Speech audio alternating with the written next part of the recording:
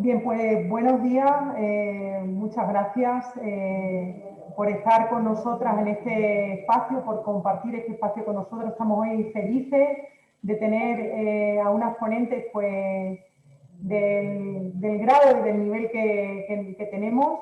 Gracias Gema, Cristina, Susana, Fernando, Carmen, gracias Pablo. Especialmente unas palabras dedicadas al director general de Agenda Digital, a Pablo García. Queríamos desde AUPES agradecerte tu cercanía, tu apoyo, tus consejos también y sobre todo, bueno, pues apoyar también económicamente el desarrollo de estas actividades que, bueno, pues que crean en cierto modo valor en la ciudadanía y el interés de poner relevancia a estos temas actuales en la educación de adultos y el aprendizaje a lo largo de la vida, que es lo que nos ocupa a las universidades populares. Un poco por contextualizar este espacio en clave M, tertulias digitales, que bueno, ya se vienen haciendo algunas, creo que es la tercera, si no recuerdo mal, pues nace con el propósito de realizar el papel de la mujer en la transición digital y fomentar las vocaciones tecnológicas en el ámbito femenino. La tecnología digital es clave para entender estos retos que nos depara la cuarta revolución industrial y se ha visto de algún modo acelerado por esta nueva normalidad derivada de la situación del COVID-19. Este espacio pretende ser un espacio abierto, un espacio inclusivo, donde ponemos especial interés o el enfoque en que la ciudadanía sea la protagonista de esta conversación, de este espacio. Hoy en particular vamos a tratar el tema de la inteligencia artificial, algoritmos y ciudadanía, que de un tiempo a esta parte han revolucionado también nuestras formas de comunicarnos. La inteligencia artificial es un tema que AUPE lleva trabajando mucho tiempo. Prueba de ello es, hace unos días nos dieron un premio en la iniciativa Somos CIA al mejor recurso web de la divulgación de competencias digitales en los All Digital 2021. Como no puede ser de otra forma, sabemos que la inteligencia artificial influye en nuestras vidas y supone un cambio disruptivo y un salto exponencial en la transformación digital. Nada, no me quiero extender mucho porque hoy las protagonistas sois vosotras. Desde AUPE vamos a seguir apostando por el desarrollo de esta iniciativa y poniendo además el foco en la implicación femenina en estas actividades, con el objetivo, como decía al inicio, de realzar el papel de la mujer en la transición digital y fomentar vocaciones tecnológicas entre las niñas jóvenes y también adultas. Nada más, doy paso a nuestro amigo y director general de Agenda Digital, Pablo García. Gracias, Mónica. Nada, un placer estar aquí. La verdad es que el agradecimiento es mutuo, ¿no? O sea, que esta colaboración en la que trabajamos conjuntamente, el que sale ganando clarísimamente es la Dirección General de Agenda Digital. O sea, el equipo que tenéis en AUPES aquí en Extremadura es increíble, ¿no? El premio ha sido ganado ahí a pico y pala. Fuimos a 2 finales el día de Internet y a la tercera fue la vencida, ¿no? Bueno, creo que es un trabajo en equipo, un trabajo además ganado desde todo el territorio extremo, ¿no? Es nuestra complejidad en Extremadura, al ser población muy, muy rural, es difícil de llegar a esa ciudadanía, ¿no? Que es una de las palabras claves en la tertulia de hoy, ¿no? Y vosotros lo hacéis. Es más, sois los que mejor lo hacéis en Extremadura, y sin parangón. Lo tengo muy claro, ¿vale? Estamos con un tema súper relevante, la inteligencia artificial ya en nuestras vidas, aunque mucha gente no lo sepa, se va a ver hoy claramente y lo va a seguir haciendo. Obviamente también esto ha venido para quedarse, ¿no? Entonces vamos a estar ahí, estamos en un mundo muy cambiante, muy, muy complejo. Hay aspectos técnicos y éticos, ¿no? A mí también me gusta que en el título la palabra algoritmia, yo vengo de informática, entonces, bueno, pues hablando de mi libro, pues claro, nos da mucho repelús cuando usamos la palabra algoritmia, ¿no? Y nos da mucho miedo y tenemos que hablar de los algoritmos, obviamente, ¿no? También. Y bueno, tengo muchas caras conocidas aquí, ahí está Susana, ¿no? Que podemos incluso hablar galego si nos podemos. Y tengo a Fernando, que con Fernando hemos compartido ahí desde clases hasta empresa, todo, ¿no? Entonces, bueno, vamos, me parece que el nivel de esta tertulia digital es impresionante, que vamos a aprender todos muchísimo y además hace mucha falta porque otra de las cosas fundamentales en este cambio, en esta transformación sostenible y digital, pues nos estamos jugando mucho en ese talento digital y a todos los niveles, ¿no? Esas competencias digitales, históricamente nos hemos dado muy mal los dineros que han venido de Europa en formación y estamos en un momento de ruptura, en un punto de inflexión donde tenemos que cambiar todo esto y lo tenemos que hacer de otra manera y tenemos que aprovechar estos fondos que no, en Extremadura, yo siempre lo digo, no son solo fondos Next Generation, todo el mundo está hablando de los fondos Next Generation EU. Ya veremos, estos son todas muchas incertidumbres, porque esta palabreja de fondos en cascada es terrible. Ya veremos cómo conseguimos aterrizar ese dinero que además ha levantado muchísimas expectativas y que no las tenemos para nada con nosotros, ¿no? Entonces van a ser muy complicado. Tenemos que intentar, como sea, invertirlos e invertirlos bien. Son dos cosas diferentes. Pero es que además Extremadura tiene fondos FEDER. Ahora mismo estamos diseñando ese programa operativo que si se va a un N+, como estamos actualmente, pues nos iríamos al 2030. Estamos planificando un programa operativo con unos fondos que vienen de Europa y que si en Extremadura no lo estamos jugando, ¿no? Y bueno, con un grave inconveniente desde el punto de vista de la inteligencia artificial, ¿no? Es que esto aplicarlo en grandes empresas o en industria 4.0 es bastante obvio y de hecho las empresas grandes lo están haciendo, ¿no? Pero es que en Extremadura más del 90% de nuestras empresas son pymes, micropymes y autónomos. Entonces, es aquí donde está la complejidad y ahí es donde Mónica Aupers tiene mucho que decir y mucho que hacer, porque además muchas de estas empresas están localizadas en nuestro rural. Además es un rural, Susana, diferente al que tenemos en Galicia, diferente a lo que hay en Asturias o Castilla y León. Son pueblos grandes, muy grandes. Y tenemos también un carácter transfronterizo que también ha sido históricamente un gran inconveniente para Extremadura y que yo creo que ahora es el momento de que eso pase a ser una ventaja. Entonces, bueno, vamos, terminar como empecé, ¿no? Expresar mi alegría de estar aquí, de escucharos y con muchas ganas de estar con la grabadora y a ver qué podemos aprender y qué vamos a hacer un poco entre todos y cómo nos va a marcar el futuro, no el futuro a medio plazo, sino el futuro de ya y muy cercano.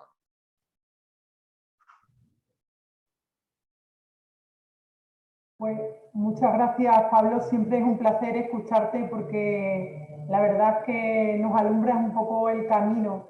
Como tú bien sabes, AUPES tiene el equipo de competencias digitales con más de 70 centros en toda Extremadura y sabes bien que venimos trabajando no solamente con el ámbito del desempleo, que es en cierto modo, el principal reto que nos marcamos y que nos marcan desde el Servicio Extremeño de Empleo, pero también hacemos formación especial a emprendedores y empresarios en el ámbito que tú comentabas, ¿no? En el ámbito rural, a través de, bueno, pues de tutorías, de planes de formación, tanto autónomos como a pymes.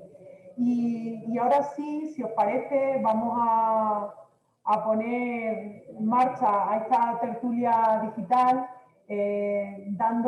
presentando a Susana Pardiñas Iglesias, nueva directora de comunicación y relaciones externas de Red.es.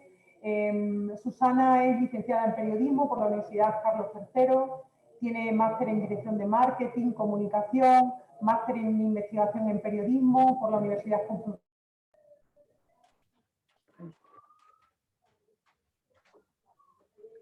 Se ha perdido, ¿no? Sí. Se ha cortado, sí. Como se suele decir, en casa de herrero, cuchara de oro, ¿no? Siempre Pasa a todos, yo creo. sí. Esperamos unos segundinos, ¿no? A ver. Si no, tomo el relevo sin problema, no os Vale, preocupéis. vale. Muy bien. ¿Eso? Si no, Susana, haz autopresentación. que te está Efectivamente. dando Mónica efectivamente. y te presentas tú y continuamos. Claro. Es lo mejor, yo creo, ¿eh, Susana? Pues sí, sin problema. Bueno, yo creo que más o menos ya he dicho lo principal. Soy licenciada en periodismo y es verdad que después me especialicé al terminar la carrera en un ámbito que me parecía muy interesante y que a medio plazo se ha visto que es muy relevante, como es el del análisis de datos, ¿no? Entonces me especialicé en Big Data y en Business Intelligence y la verdad que es un tema que me apasiona. Así que, bueno, antes de nada, buenos días a todo el mundo. Quiero dar las gracias a AUPEX y a la Consejería de Economía, Ciencia y Agencia Digital de la Junta de Extremadura por poner en marcha iniciativas como estas, porque siguen siendo muy necesarias y por querer contar conmigo para moderar una mesa de altísimo nivel como la que tenemos ahora mismo. Gracias, Pablo, gracias, director general, por tu introducción. Es verdad que podemos falar galego, efectivamente, pero estamos... hoy vamos a hablar en lenguaje casi más tecnológico que otra cosa, ¿verdad? Que es casi un lenguaje universal. Y muchas gracias a todas y todos los asistentes que nos siguen online en estos momentos. El otro día leía un informe que hablaba de las niñas y las vocaciones STEM. Seguro que muchos de los que están hoy aquí lo han leído también. Y básicamente lo que decía es que incluso aquellas niñas que en la etapa escolar preferían asignaturas como las matemáticas o las ciencias o incluso otras de ámbito más tecnológico, después cuando tenían que elegir su carrera profesional optaban por otro tipo de formaciones. Y más o menos la conclusión del informe es que eso se debía fundamentalmente a que faltaban referentes femeninos en esos ámbitos y eso hacía que se decidiesen por ese tipo de carreras. Esta idea me viene muy bien para introducir la necesidad de visibilizar esos referentes femeninos en el ámbito tecnológico y para agradecer y muchísimo a las ponentes que hoy nos acompañan y a la gente de AUPEX el enorme trabajo de posicionamiento de la mujer que están haciendo, incluso muchas veces muy silencioso y sin ser conscientes, en áreas en las que las mujeres seguimos estando un poco representadas todavía, estamos infrarrepresentadas incluso. Yo, como bien ha dicho Mónica, trabajo en Red.es, soy la directora de Comunicación y Relaciones Externas, que es una entidad, para los que no la conozcan, pública, que está adscrita al Ministerio de Asuntos Económicos y Transformación Digital a través de la Secretaría de Estado de Digitalización e Inteligencia Artificial.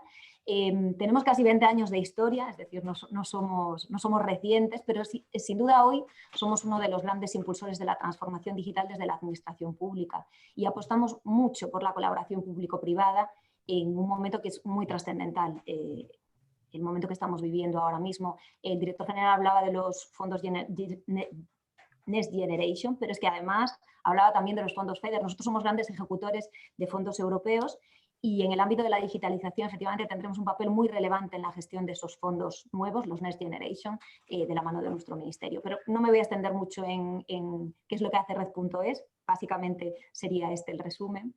Esta tertulia digital, que es la segunda del ciclo en clave M, se centra en un tema de máxima actualidad como es la inteligencia artificial, los algoritmos y el papel de la ciudadanía. Y el director general hacía referencia al miedo que tenemos a los algoritmos y es cierto, le tenemos miedo, pero seguramente porque los desconocemos y no sabemos cómo funcionan. Entonces vamos a intentar desentrañar qué es lo que hay detrás de todo esto, de la inteligencia artificial, de los algoritmos y fundamental del papel de la ciudadanía, ¿verdad? Que esté en el centro de todos los avances y que sean muy conscientes de los derechos que como sociedad deben tener para ser cada vez más digitales. Partimos de que es la inteligencia humana la que debe desarrollar la tecnología y entendemos que debe propiciar que la inteligencia artificial contribuya a consolidar nuestro estado del bienestar. Ese debería ser el objetivo como sociedad digital, como he dicho. Hace poco me encontré con una idea que también me parece muy visual y no puedo evitar sacarla hoy aquí, pero en un artículo de prensa un filósofo surcoreano decía, y con mucha razón a mi entender, y seguro que todos estáis de acuerdo conmigo, que la inteligencia artificial no piensa, que la inteligencia artificial no se le pone la piel de gallina. Me parece una verdad muy grande para traer hoy aquí, porque qué importante es que el ser humano esté en este proceso, pero de forma consciente, que sea consciente del papel clave que tiene en el desarrollo de una tecnología que pueda mejorar nuestra calidad de vida, que sea una tecnología justa, comprometida, igualitaria, inclusiva y, no nos olvidemos, y seguro que muchos de los ponentes que están hoy aquí hablarán de ello, sostenible. Pero no me extiendo mucho más porque de todo esto saben y mucho los ponentes que hoy están con nosotros, así que voy a pasar a presentarlos y entramos ya en faena totalmente. En primer lugar, nos acompaña Carmen Reina. Carmen es matemática, científica de datos y experta en inteligencia artificial. Cuenta con un gran expertise en el uso de datos y la extracción de conocimiento y actualmente es directora de cultura de datos en Orange. Cristina Aranda, que también nos acompaña, es doctora en lingüística, teórica y aplicada y consultora de digitalización e inteligencia artificial, en especial de automatización inteligente de procesos y procesamiento del lenguaje natural, y es cofundadora de la asociación sin ánimo de lucro Mujeres Tech. Es cofundadora del centro ELIS Alicante, dedicado a la inteligencia artificial, y de la comunidad Spain AI de Aragón. Tenemos también con nosotros a Fernando Calle. Fernando es doctor en estadística y ha dedicado muchas de sus investigaciones a las aplicaciones del Machine Learning, medicina, ingeniería. Es profesor asociado en la Universidad de Extremadura y presidente y cofundador de la asociación Spain AI, que busca democratizar la inteligencia artificial en castellano. Qué importante es eso, hablaremos también de eso a lo largo de la tertulia. Y por último, Gema, ¿qué tal Gema? Gema Galdón es doctora en Política de Seguridad y Tecnología y directora de Éticas Consulting. Ha puesto en marcha una metodología de auditoría de algoritmos que garantiza que la tecnología respete la legislación en materia de privacidad, protección de datos e igualdad y no reproduzca discriminaciones ni sesgos en la toma de decisiones. También una materia muy relevante hoy en día y sobre la que profundizaremos a lo largo de la charla. Si me lo permiten, nada, 2 segunditos para, antes de entrar de lleno en materia, explicarles muy brevemente cómo vamos a desarrollar esta tertulia. Intentaremos que sea un diálogo lo más fluido y ligero posible. Hemos dividido la tertulia en 6 bloques y trataremos de acercar al máximo qué es la inteligencia artificial, los algoritmos, la ética digital, las brechas contra las que debemos luchar, la aparición de nuevas profesiones y la capacitación digital básica como garantía de igualdad y la situación de hoy en día en España y en Europa. Al terminar, daremos paso a las preguntas que tengan todos los asistentes, que pueden ir subiéndolas ya a nuestro chat, a través de nuestro chat. Y al final de todo sacaremos unas conclusiones y cerraremos la tertulia por hoy. Si os parece, podemos empezar y vamos a empezar con fuerza por lo más complicado y al mismo tiempo el origen de todo, que es qué es la inteligencia artificial. Todos hemos oído hablar de ella en algún momento, todos la hemos sentido cerca, por decirlo así, pero no todos sabemos qué es, no todos entendemos cómo nos afecta o qué implicaciones tiene en nuestra vida diaria. Y muchas veces ni siquiera somos capaces de distinguir dónde hay realmente inteligencia artificial. Carmen, no sé si te atreves, rompes el hielo con este tema. Sí, bueno, primero agradeceros la invitación a esta mesa tan espectacular con estas compañeras tan impresionantes y por la organización que habéis hecho, ¿no? Me parece un tema importantísimo, un tema de difusión para que, bueno, pues para ir fomentando lo que es la inteligencia artificial dentro de nuestra sociedad, ¿no? La importancia. Bueno, pues yo definiría la inteligencia artificial, como su nombre indica, el dotar de ciertas capacidades intelectuales a unos entes artificiales, que son las máquinas, donde hay una asimilación, por ejemplo, que se puede hacer, la máquina, el procesador y el software se asimilan a nuestro cuerpo, a nuestro cerebro y a nuestra mente, ¿no? Es decir, cómo se interrelacionan todos estos componentes para que nosotros como humanos movamos nuestras articulaciones, tengamos pensamientos, pues todo esto traducirlo a máquinas, ¿no? ¿Cómo puede ser? Mediante un software, que es un trozo de código, el que sea capaz esa máquina de hacer funcionar algo, ¿no? De resolver problemas. Entonces, lo que queremos hacer es dotarles de ciertas características que tenemos los humanos, como son la percepción, el razonamiento, el aprendizaje, que es muy importante, y sobre todo la resolución de problemas, ¿no? Porque es el fin que queremos conseguir, que las máquinas nos ayuden a los humanos a la resolución de problemas. Y eso es un poco lo que os dejo ahí para que sigáis dialogando.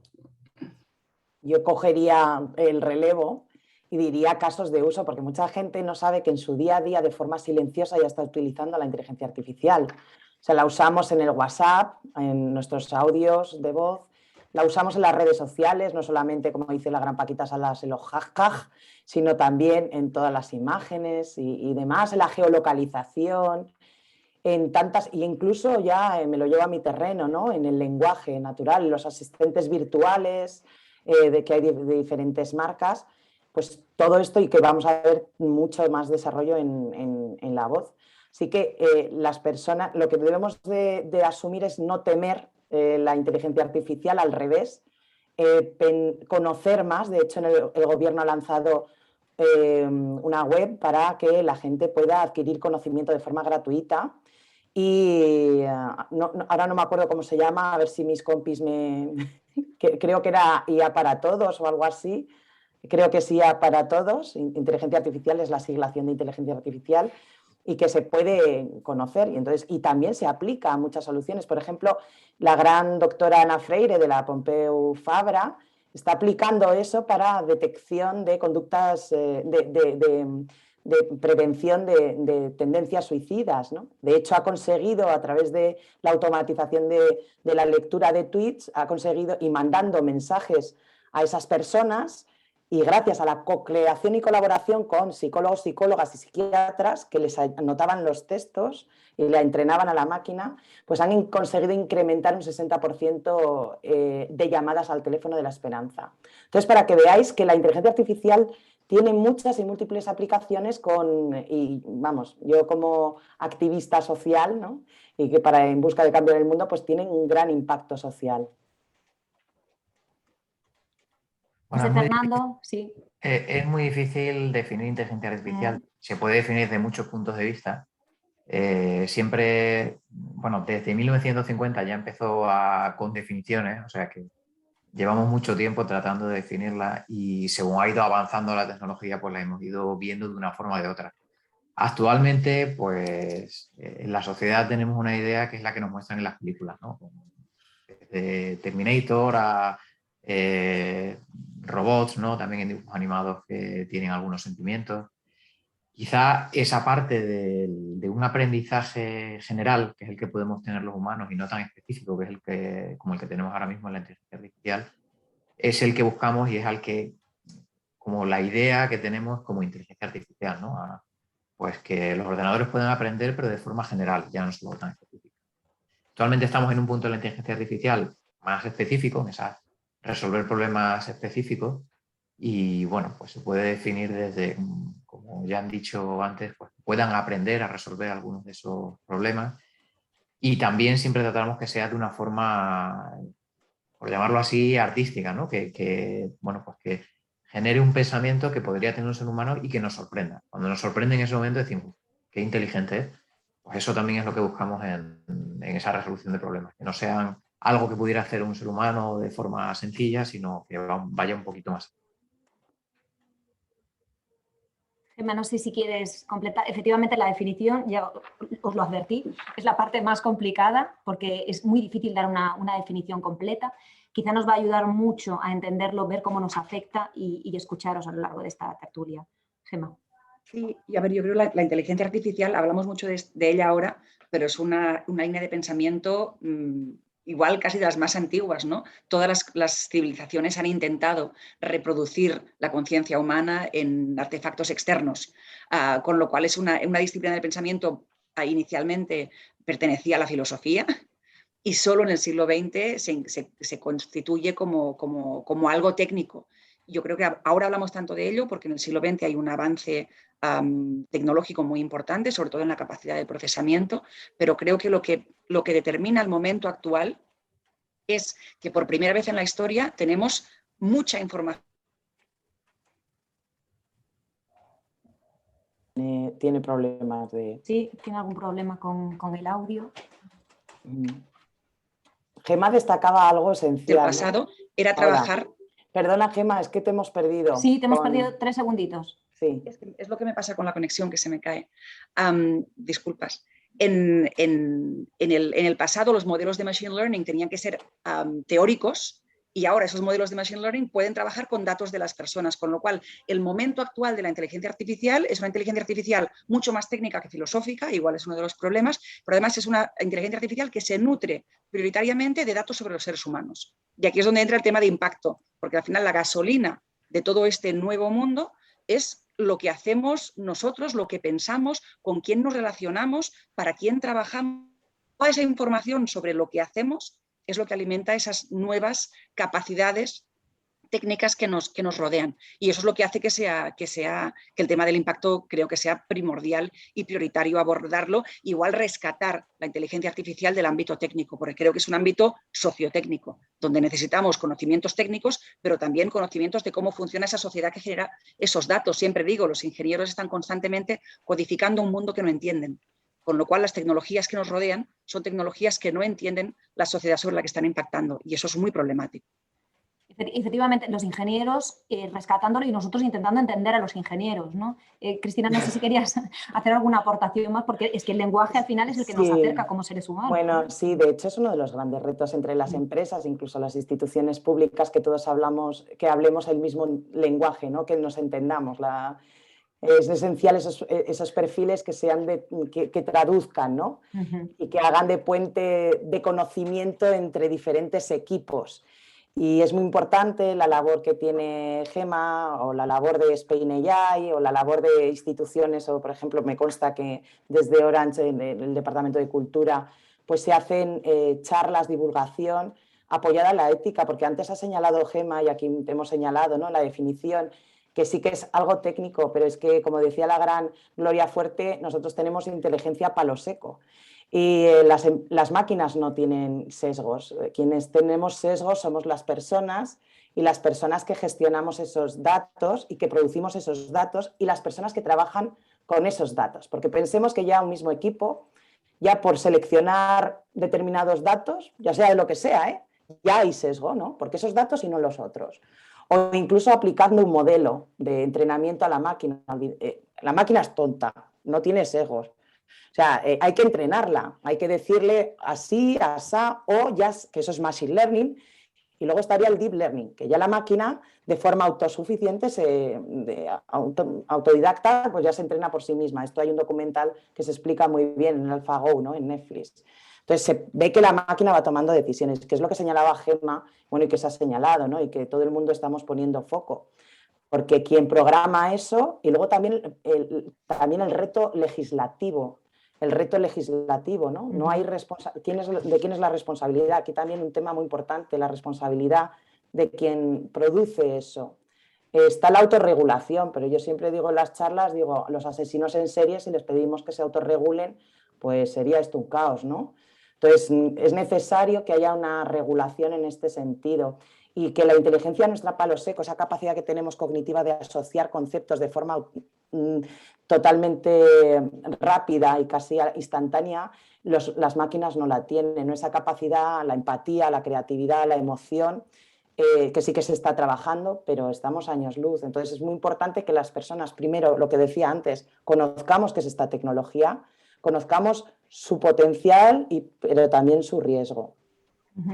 Muy interesante eso que dices ahora, y quizá nos introduce ya en el siguiente bloque, que es el de los algoritmos, ¿no? Efectivamente, las máquinas no tienen sesgos, es el ser humano el que los introduce. Realmente los algoritmos son otro de los grandes desconocidos. Hemos escuchado hablar positivamente de su aplicación, por ejemplo, habláis de la educación, ¿no?, a través del aprendizaje adaptativo y el machine learning, pero también negativamente, y ahora mucho con el teletrabajo, por ejemplo, para medir el rendimiento laboral. Entonces, realmente aterrizándolo y para que la gente entienda a qué nos referimos, ¿qué son los algoritmos? ¿Cuál es el riesgo de su uso? ¿Y qué es? ¿Y cómo se realiza? Que a mí es algo que me llama muchísimo la atención, y seguro que a la gente que nos está escuchando también. ¿Cómo se hace el entrenamiento de los algoritmos? Y esa implicación de la que hablabas tú, Gemma, es tan importante, perdona Cristina, que es la aparición de los sesgos, que afecta mucho a la creación de brechas que veremos más adelante, y muy directamente a aspectos como la ética digital. Yo ahí Fernando, sí. no sé, Perdón. Gema, perdona, sí, Gema, perdón. No, si me permitís, que tengo un ejemplo que creo que es como muy gráfico, ¿no? Perfecto. Todos utilizamos el GPS para movernos por las ciudades. Un GPS es una forma más habitual de inteligencia artificial que utilizamos. Cuando a un GPS le pones quiero ir de A a B, no hay un señorito detrás que está mirando por la ventana a ver cuántos coches pasan. Es un modelo entrenado con los datos de tráfico del pasado. Lo que hace el modelo es leer qué ha ocurrido en el pasado en base a sensores, la otra gente que se ha movido por esa ruta, y ver cuál es la ruta más elegida por las personas que van de A a B. Y en base a eso nos la sugiere. Eso es lo que es un algoritmo. O sea, cojo datos del pasado, encuentro patronos, en este caso el patrón más utilizado entiendo que es el óptimo y te lo sugiero. Pero el tráfico sabemos que además pueden pasar cosas, puede haber un accidente, obras, lo que sea, con lo cual entrenamos al algoritmo también para que privilegie la información más reciente. Con lo cual, si tu patrón te dice que lo más óptimo para ir de A a B es la calle Mayor, pero hoy la calle Mayor está cerrada y identificas que la gente está desviándose, pues cogemos esa información y sugerimos una ruta alternativa. No sé si me oís. Perfectamente, sí. Bueno, Bueno, justamente ahora hemos dejado de oírla. Ya.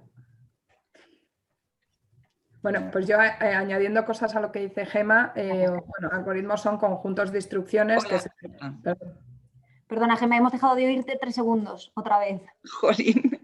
No, pues eso, se privilegian informaciones actuales, qué está pasando ahora mismo, si han cerrado la calle Mayor por obras, te sugiero otra cosa. Todo eso alguien lo ha programado. Los algoritmos más sencillos solo cogen datos del pasado, algunos más complejos como el GPS incorpora además lo que está pasando actualmente para poder ser capaz de tomar mejores decisiones. Eso es un algoritmo. ¿Qué ocurre? Que en esos datos del pasado, cuando lo aplicas a una ruta de un coche, pues si te equivocas no pasa nada, tardas un poco más a llegar a tu destino. Pero cuando utilizas datos del pasado en el ámbito bancario, por ejemplo, en el pasado, ¿a quién le hemos dado más créditos? Pues a los hombres, porque hasta hace muy poco el representante de la familia económico era el hombre. Con lo cual el algoritmo, si está hecho mal hecho, que es como están hechos la mayoría de los algoritmos, entiende que a los hombres hay que darle más créditos porque del pasado es lo que se hizo. Y eso lo recogen y lo reproducen, con lo cual se convierten en altavoces de discriminaciones. Y esto cuando editamos algoritmos es lo que vemos constantemente. Una mala selección de los inputs de datos. Como decía Cristina, hemos llegado a ver algoritmos hospitalarios entrenados con datos financieros, con lo cual se le asignaba mayor gravedad o más urgencia a un paciente de cáncer por ser más caro que a un paciente de ataque al corazón, y se atendía antes a un paciente de cáncer que a un paciente de ataque al corazón, porque el ingeniero le dieron los datos financieros, que es los que había, y con eso entrenó al algoritmo. Y nadie pensó, es un algoritmo médico, igual los datos tendrían que ser médicos. Con lo cual se van sumando muchísimas ineficiencias y mucha dejación de funciones en esa programación de los algoritmos, y acabamos con algoritmos de muy baja calidad. Entiendo, Gema, que aquí entra de lleno la ética digital, ¿no?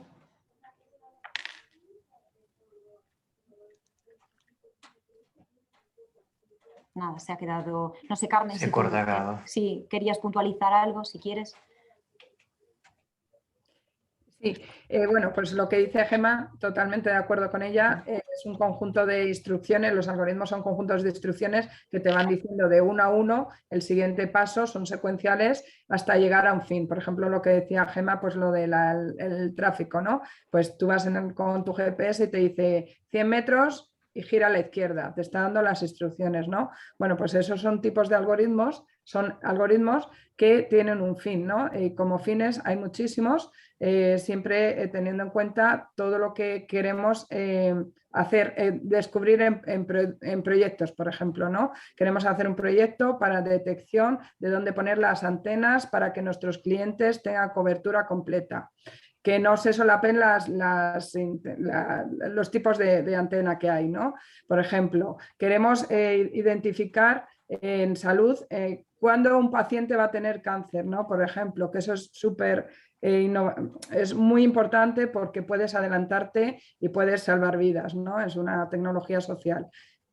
Vamos a utilizar esta tecnología, intentemos utilizar esta tecnología para el bien común, por supuesto, y para eso yo creo que hace falta como hablábamos antes, Cristina y Gema, de una cierta una deontología, ¿no? Para los desarrolladores, ¿no? Un sistema normativo, igual que lo tienen los médicos, los abogados, pues que en este caso sean los desarrolladores quien garanticen que lo que ellos programan es para el buen uso.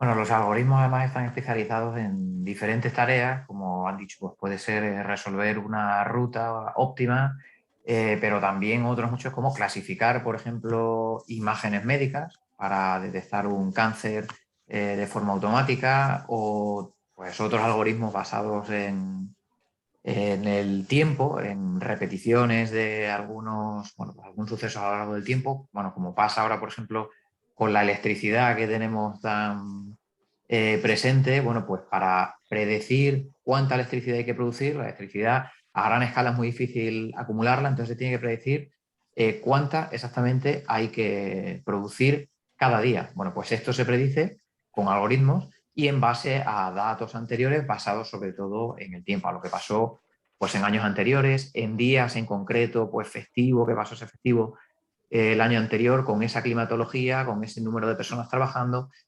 Entonces hay algoritmos muy específicos para cada una de las tareas que queremos que resuelvan.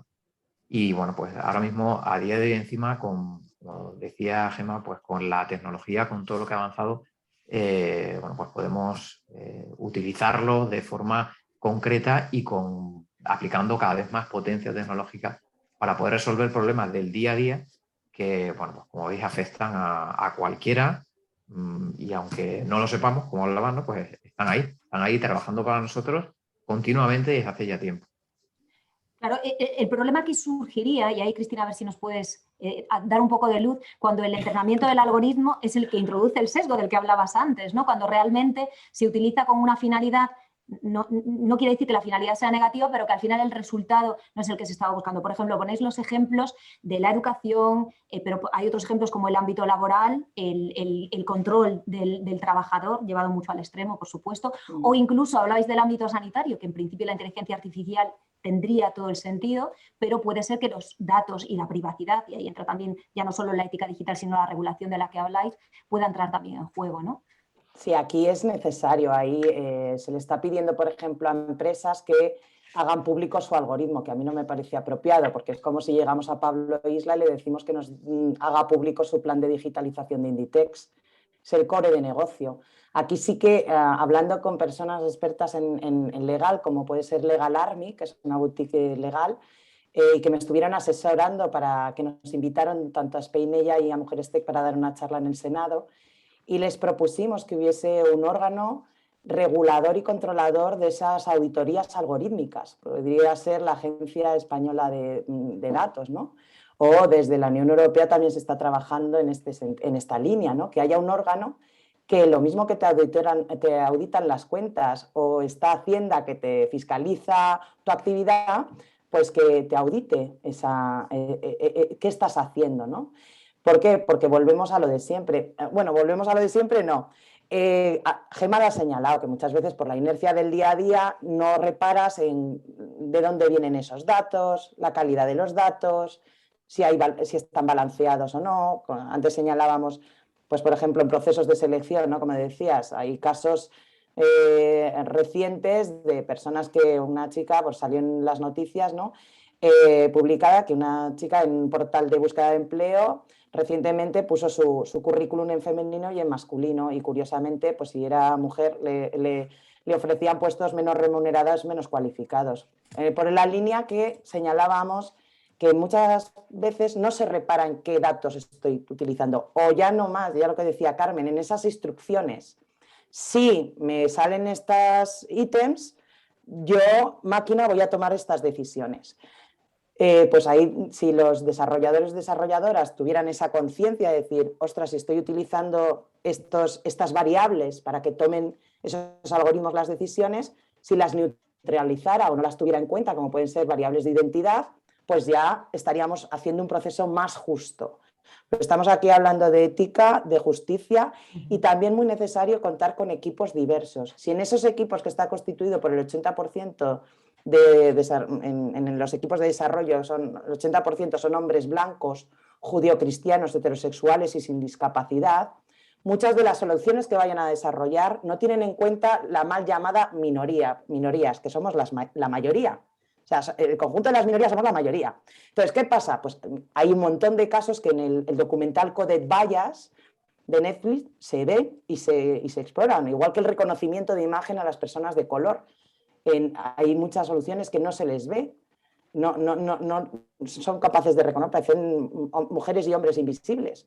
Entonces, todas estas cosas hay que tenerlas en cuenta y hay que hacer, pues eso, que ambos conocimientos, el humanista y el técnico, convivan y que desde épocas, desde inicio de la educación o de la formación, como puede ser en la universidad, convivan y que empiecen a co-crear áreas de humanidades con áreas de tecnología y que se tenga esa formación de ética y de tecnología también en el ámbito humanista. No sé si estáis todos de acuerdo en que la autorregulación no es la solución. No. Es cierto que desde el Gobierno de España se ha presentado la Carta de Derechos Digitales, que es un intento ya de situar al ciudadano y que conozca sus derechos. La Unión Europea está trabajando también en ámbitos legislativos específicos para el uso de la inteligencia artificial. Un código deontológico. ¿Qué opináis? ¿Qué pensáis qué es lo que debemos hacer para que realmente, aparte de todo lo que habéis hablado de la necesidad de equipos multidisciplinares, ¿no?, y diversos que representen a la sociedad en general, qué más tendríamos que tener en cuenta para que la inteligencia artificial sea lo que decíamos al principio, no, justa, inclusiva, igualitaria? Yo siempre pongo un ejemplo. Para que llegue a nuestras casas un yogur, han tenido que pasar muchísimas cosas. Hay un control sobre la vaca, sobre el tipo de leche, sobre el transporte de esa leche, sobre la pasteurización de esa leche, sobre la llegada al supermercado. Y si todo esto fallara y lo compráramos y nos hiciera daño, tenemos una serie de mecanismos como ciudadanos para reclamar nuestros derechos y para denunciar que ese alimento no se ha custodiado bien. Hay todo un ecosistema de regulación y de control que existe para absolutamente todo, para vender un juguete, para vender un coche, para vender una bici, para vender absolutamente todo. Tenemos un ecosistema de regulación y control y de como de checks and balances que dicen los americanos, menos en tecnología. Vender un yogur requiere una cantidad de demostraciones de que haces las cosas bien brutales. Diseñar una aplicación orientada a niños, diseñada para generar adicción, no pasa por ningún tipo de control. Nos falta crear ese ecosistema y ese ecosistema pasará por autorregulación, pero también muy mucho por regulación y por una regulación efectiva de esos espacios y por pensar, por ser capaces de ser más creativos. Al final, los retos que nos pone la tecnología no son retos nuevos. Y me volví a caer. Ahí coincido con Gemma, que es necesario esa trazabilidad. Sí, perdón. Es necesaria esta trazabilidad del dato, ¿no? Para eso es el gobierno del dato que se está implementando junto con todas estas nuevas tecnologías. También es una parte transversal que ya está, de hecho, implementándose, ya hay herramientas para ello, y lo que consiste es precisamente en saber de dónde vienen los datos, qué calidad tienen los datos, para garantizar que exactamente esos datos con los que estoy trabajando sean óptimos, ¿no? Y aparte de eso, ahora se está desarrollando también ese gobierno del dato, una parte específica para los modelos de inteligencia artificial, que consiste también en hacer esa trazabilidad de cómo se ha desarrollado ese modelo, que tiene que garantizar su transparencia, tiene que garantizar que las variables que se estén metiendo ahí no sean sesgadas, etcétera. Tiene que cumplir una serie de requisitos. Y en ese sentido se está trabajando bastante, afortunadamente. Carmen, me parece muy interesante eso que estás diciendo ahora, porque entiendo a lo mejor por lo que dices también que si consiguiésemos la trazabilidad del dato, evitaría que el entrenamiento de los algoritmos se haga con datos que no representen, ¿no?, al universo sobre el que se estudia o sobre el que se está trabajando. Exactamente, se está balanceando las clases, se está quitando los sesgos, se está intentando quitar los sesgos. Y luego otra cosa que hay que garantizar es que los algoritmos sean transparentes, ¿no? Que tú puedas explicar por qué ese algoritmo ha tomado esa decisión, por qué ha considerado esos datos y no otros, y etcétera, etcétera.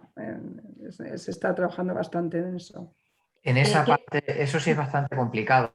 Bueno, como decía Carmen, sí que están tomando, muchas empresas están tomando pues, medidas ya respecto al gobierno del dato y publicándolo, haciéndolo de forma abierta, como para dar a ver pues, que esas empresas son mejores que otras que no manejan esto y que bueno, pues no tienen en cuenta este tipo de características o que tienen que aplicar a la hora de realizar proyectos sobre datos y con inteligencia artificial. Por ejemplo, en el ámbito de los seguros sí que bueno, pues está esta norma en la que el modelo que se aplique tiene que poder explicarse para poder, pues cuando se hace una clasificación, por ejemplo, sí que hubo casos ya en los que pues, a lo mejor penalizaba a las mujeres porque estaban menos representadas dentro de los datos que tenían. Entonces, esto tiene que explicarse con qué reglas el algoritmo ha clasificado esto, para poder después modificarlo. Esto en este sector lo tienen implementado así, pero en otros no tiene por qué ser así. Por ejemplo, en medicina, si utilizamos técnicas de deep learning, no vamos a poder explicar esto, porque la forma de la que han aprendido, por la que han aprendido los algoritmos, es hasta y bueno, depende del número de capas que pongamos en medio, pues va a quedar muy lejos de la interpretación humana.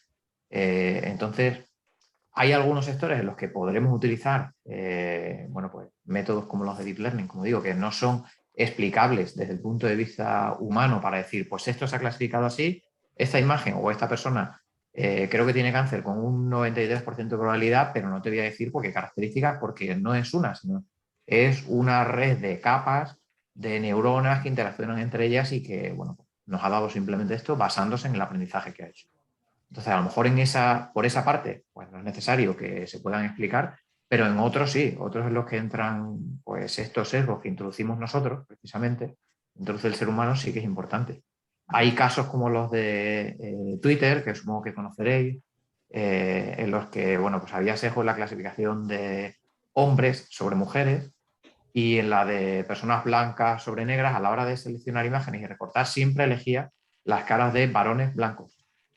Entonces, pues esto ellos lo probaron, inicialmente pues no hicieron pruebas a ese nivel, simplemente probaron que a la hora de recortar imágenes pues las recortaba bien, pero si le ponía, pues qué casualidad, probaron precisamente con presidentes de Estados Unidos y nunca elegía a Barack Obama. Siempre cuando hacía recortes pues elegía a blancos, normalmente hombres de mediana edad en adelante, ¿no? Y bueno, pues todo esto son cosas que introducimos nosotros, entonces es muy difícil también eliminarlos de raíz, que dejar unos datos que sean pues completamente objetivos es muy difícil. Nosotros todo nuestro entorno lo hemos hecho de forma subjetiva y respecto a los sesgos que tenemos nosotros, entonces va a ser complicado y sí que hay que establecer unas normas por las que tengamos que modificar y tratar de buscar cómo eliminar esos sesgos. Que la tecnología de raíz no tiene, pero bueno, sí que se los introducimos. Entonces, debe convivir autorregulación, regulación, deontología. ¿Dónde está el límite? Ahí sí que os pido que sé que lo estáis haciendo y además que conocéis muy bien el ámbito del que estáis hablando. ¿Dónde está el límite? Antes Cristina hablaba de la publicidad del algoritmo, no estaba muy de acuerdo. Carmen habla de los algoritmos transparentes, ¿eso choca uno con el otro? ¿Pueden convivir? Hombre, el límite está en no hacer el daño a las personas y ese daño puede ser usando esos algoritmos en toma de decisiones que tienen impacto y que no me nieguen un crédito cuando yo tengo derecho a ese crédito, o me nieguen una beca, o no me reconozcan o no me pasen o reconozcan que yo tengo una enfermedad y que simplemente me detectan que tengo ansiedad, o lo que nos pasa a las mujeres, ¿no? Porque los estudios científicos se suelen hacer con varones también. Entonces, todas estas cuestiones, es el principio del bien, o sea, el buscar que no tenga un impacto negativo. Es ética pura y dura, es la ética aristotélica, la ética de los griegos, es necesaria. Pues a mí cuando me dicen la ética de la tecnología, no, la tecnología es un medio, como lo es un tenedor, que si es de gran utilidad si lo uso para comer, pero si te lo clavo en el ojo ya es un uso maléfico y malvado del tenedor. Pues estamos ante lo mismo. Hay que saber discernir de que la tecnología es un medio y claro, hay que tener toda esa capa ética, y desde aquí lanzo que por favor no quiten la asignatura de ética en la secundaria, tan importante. Incluso yo aplicaría inteligencia emocional también en estadios más de primaria también. Es necesario que tengamos las personas en el centro, pero las personas realmente en el centro. Y desde el punto del desarrollo, por ejemplo, ELIS Alicante tiene esa premisa y esa misión, que es que cualquier desarrollo persona-máquina o que interactúe o intervenga o impacte en las personas tengan ese componente ético. Pero claro, esto es las personas. como la empatía, pues muchas cosas, que eso se trabaja. Pero yo ahí, Cristina, si te puedo añadir, ahora que parece que tengo Claro, mejor conexión, por supuesto. el tema de la ética. Yo soy muy crítica con los ingenieros porque creo que no comprenden el mundo que están codificando, pero también soy muy crítica con mi gente. Hay muchos que sí, ¿eh? Hay muchos que sí, Gema. Gema. Cada vez hay más, pero al final no es un tema de creencias, es un tema de procesos. Si no está incorporado aún en la profesión tecnológica, hacer el check de bias o ver si hay discriminaciones o algún tipo de ineficiencias vinculadas a derechos fundamentales. Pero también es verdad que las letras, las ciencias sociales tienen que ponerse las pilas, o sea, la ética seguirá siendo útil si es capaz de entender los retos actuales y ponerlas en el contexto tecnológico. Yo que mi primera formación es en historia, después me doctoré en políticas tecnológicas, pero a mí me costó muchísimo encontrar en las ciencias sociales personas que trabajaran con tecnología, que entendieran la tecnología y lo que nos aporta como disciplina. O sea, creo que nos tenemos que poner las pilas mucho todos y sobre todo superar esa división que tenemos en España tan enraizada entre ciencias y letras. O sea, el futuro es sociotécnico. Y dejar de preguntar a los niños de 3 años si eres de ciencias o de letras. Pues al final el valor que podemos aportar en el futuro partirá de la capacidad de conjugar esas dos cosas. Con lo cual, quitemos ya esas grandes divisiones, porque además son falsas. O sea, las matemáticas son letras y el derecho para mí son ciencias. Entonces, porque un abogado, ¿qué hace? Aplicar el código, punto. Evidentemente tú lo puedes hacer de una forma o de otra, igual que un ingeniero. Y en matemáticas trabajan básicamente con letras, con lo cual... Y todo el mundo usa el lenguaje. Exacto. Ahí la doctora lingüística de Jesús. Muy bien. Ahí barriendo para casa, Cristina. Hombre. Sí, porque yo me acuerdo una vez que en matemática, y Carmen, porque yo la conozco, me acuerdo una vez con una discusión de las matemáticas son muy importantes, no sé qué, y les dije, bueno, yo el lenguaje lo puedo explicar sin matemáticas, pero tú las matemáticas no lo puedes explicar sin lenguaje. Entonces, perdona, Gema. No, pero eso Gema, va muy en la línea de lo que hablabais de la necesidad de tener equipos diversos, ¿no? Ya no solo que representen a la sociedad, sino que conozcan disciplinas diferentes. Sí, pero yo insisto, no es un tema tanto de que el ingeniero o la ingeniera se lo crea, sino de tener procesos. Es decir, tú no vas a auditar, no vas a mirar si en tu algoritmo hay sesgo, si eso no forma parte de tu proceso de producción. Y eso lo hará un hombre o una mujer. Si forma parte del proceso, se va a realizar. Con lo cual creo que tenemos un reto de diversidad evidente, pero nos podemos encontrar que tenemos equipos diversos que siguen trabajando mal. O sea, lo que nos encontramos nosotros ahora cuando abrimos algoritmos es muy grave.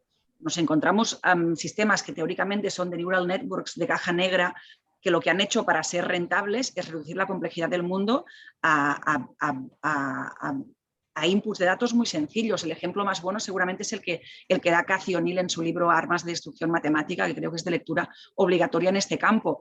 El sistema para decidir si los docentes en Estados Unidos, en varios estados de Estados Unidos, a final de curso mantienen su trabajo, es un sistema de inteligencia artificial que teóricamente valora el desempeño de los docentes, y cuando los docentes empezaron a quejarse de la disparidad que había entre su valoración prealgorítmica y su valoración después de la incorporación del algoritmo, el juez obligó a la apertura de ese algoritmo y básicamente esa decisión se tomaba en base a los resultados de los alumnos en matemáticas y lengua. Punto. Es decir, tenemos muchos sistemas de inteligencia artificial que son Excels glorificados, porque la industria está buscando venderle lo mismo al Corte Inglés que al Ministerio del Interior. Y eso es un problema, porque en escenarios de impacto social elevado necesitamos nuevos sistemas técnicos. O sea, el sistema del GPS, que es un sistema muy sencillo, no te servirá para hacer priorización hospitalaria. Pero tenemos un sector tecnológico orientado a vender lo mismo a todo el mundo y que busca la simplificación máxima. Y en entornos de impacto social importante, como si pierdes el trabajo o no, o si te atienden en urgencias o no, no nos podemos permitir esa simplicidad y esa opacidad. Carmen, Fernando, me interesa muchísimo conocer también vuestra opinión, porque Cristina habla, y Gema también lo ha dicho y ha introducido un dato interesante. Cristina decía que el límite está en no hacer daño a las personas, pero Gema introduce otro concepto, otra idea también muy relevante, que es la industria. Es decir, volvemos otra vez, ¿dónde está el límite? Es decir, no hacer daño a las personas, todos lo tenemos en la cabeza y eso es básico en la ética digital, pero al final, detrás de la inteligencia artificial también hay un negocio, ¿no? Sí, bueno, yo creo que la clave aquí es la educación, ¿no? que aprendan tanto los perfiles técnicos como los perfiles humanistas, aprendan las consecuencias, ¿no? Aprendan cómo se tiene que modelar el mundo que nos rodea, ¿no? Porque es representar un mundo que nos rodea a través de unas instrucciones de código, ¿no? Entonces, ¿cómo se hace eso? ¿Qué valores necesita una persona para realizar eso? Hay que instruir en todo este tipo de valores desde muy pequeñitos, igual que les enseñamos a no cruzar la calle cuando el semáforo está en rojo, etcétera, una serie que es lo que es la educación. Pues lo mismo tenemos que hacer una educación tecnológica, ¿no? El saber hasta dónde podemos llegar. Y otra parte que dice Gemma y Cristina y Fernando es que los equipos tienen que ser multidisciplinares. ¿Por qué? Porque tienen que convivir lo que es el conocimiento del mundo con el conocimiento de la tecnología para poder el experto, que es el humanista, es el experto en el mundo que nos rodea, tiene que ser capaz de trabajar con el técnico, que es el que va a modelar ese mundo a través de una abstracción. Tienen que ser capaces de trabajar conjuntamente y trabajar modelando todo este sistema tan complejo dentro de unas características que sean totalmente válidas y que sean totalmente éticas, porque no se puede hacer de otra manera, ¿no? Yo creo que estamos también en una nueva revolución en cuanto a tipos de perfiles que necesitamos, en cuanto a cómo se tiene que trabajar conjuntamente en una empresa. Ya no sirven las escalas, las jerarquías, es más flexible y más moldeable el trabajar conjuntamente en un mismo problema, aportando soluciones diversas, ¿no? Sí, lo que ocurre en el ámbito de la empresa también, en la mayor parte de los casos, es que parece que de puertas hacia adentro puedo hacer lo que sea para sacar los resultados de un proyecto y bueno, pues ahí lo coloco, vendo el titular y he hecho esto y lo hago, pues, como decís, ¿no? Pues como churros, que me da lo mismo que sea un estudio en educación que sea para el grupo Zara. Esto tampoco puede ser. Entonces, también esa educación de la que hemos hablado todos, pues tiene que ser que contemos también con una ética a la hora de poder pues, establecer diferencias entre personas, proyectos, en qué se hace y también tratar de que todo sea un poco más transparente, no a nivel de contar el algoritmo, como decía Cristina, no puedes contar lo que haces, pero sí transparente a que no hagamos cosas que no se debe a nivel ético. Y bueno, pues todo esto también con la formación sí que desde luego es muy importante. Bueno, hay grandes sesgos también respecto a letras y ciencias, ¿no? Como decía anteriormente, y esto desde luego hay que equilibrarlo totalmente. Bueno, desde Spain ahí estamos haciendo ahora también charlas para adolescentes, porque es que ya incluso desde niños ellos se clasifican como de ciencias o letras y la inteligencia artificial que hemos visto que nos rodea completamente y que tenemos que tener todos una formación ya incluso pues, a nivel de ética, ¿no? Los de letras parece que, no, a mí eso no me compete, o sea, no empiecen ni a hablar de eso.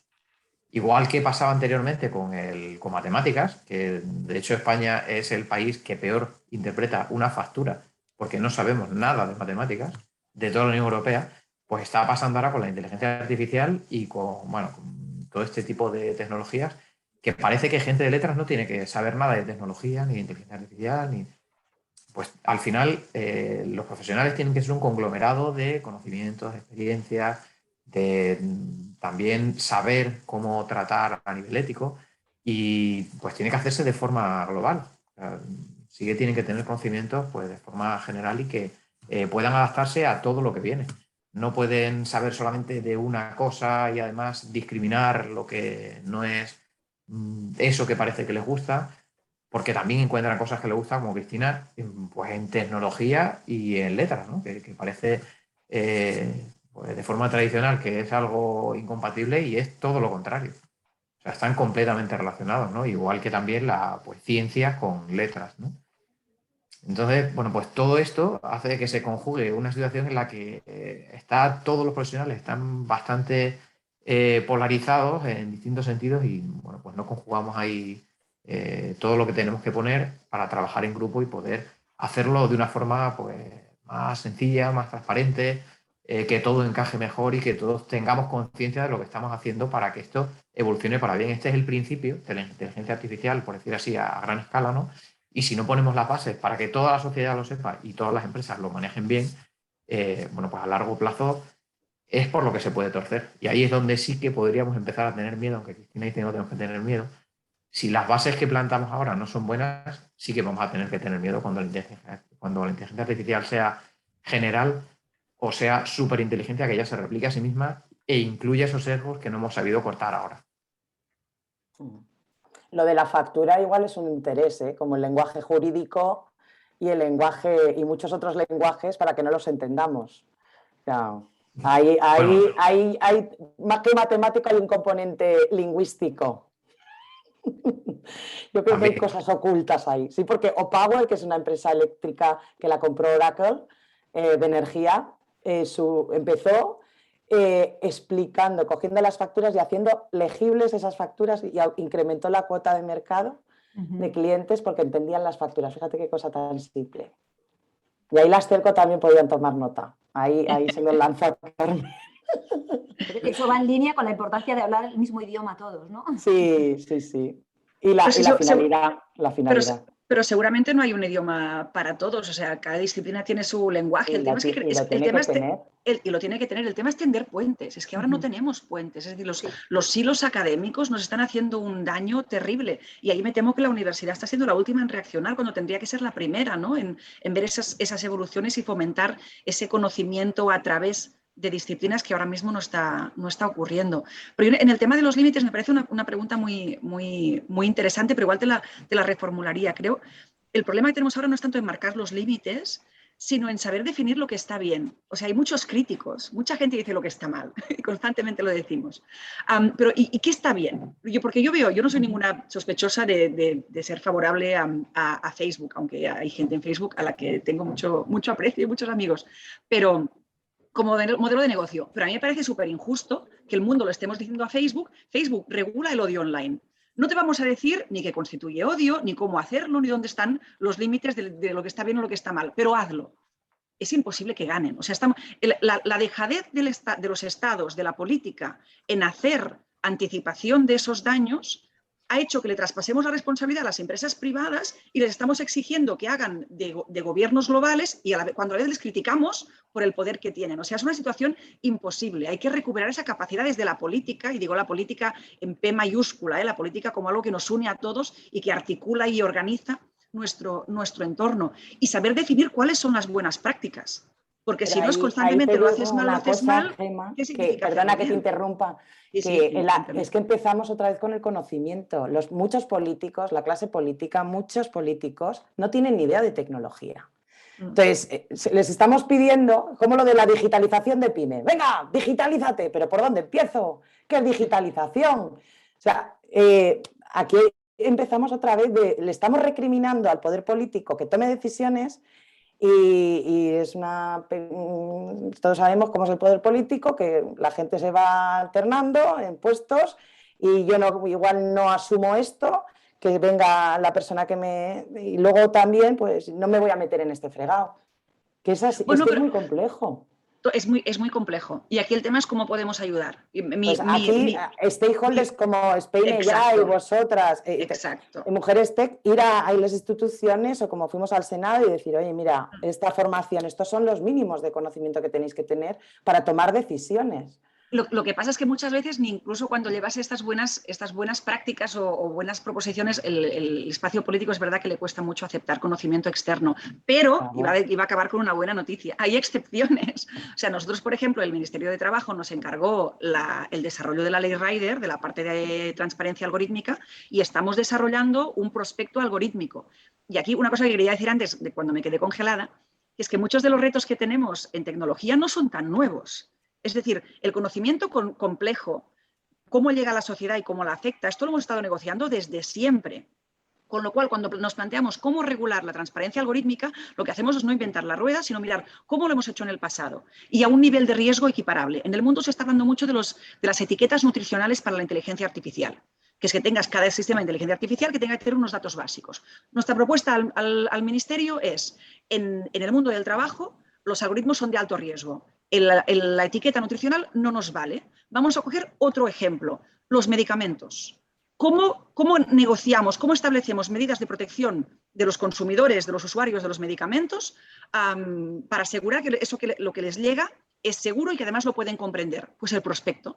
El prospecto de un medicamento te da los datos básicos para que lo consumas de forma responsable, pero además si algo va mal te dice dónde puedes ir, te dice qué ingredientes tiene. Pues vamos a heredar, vamos a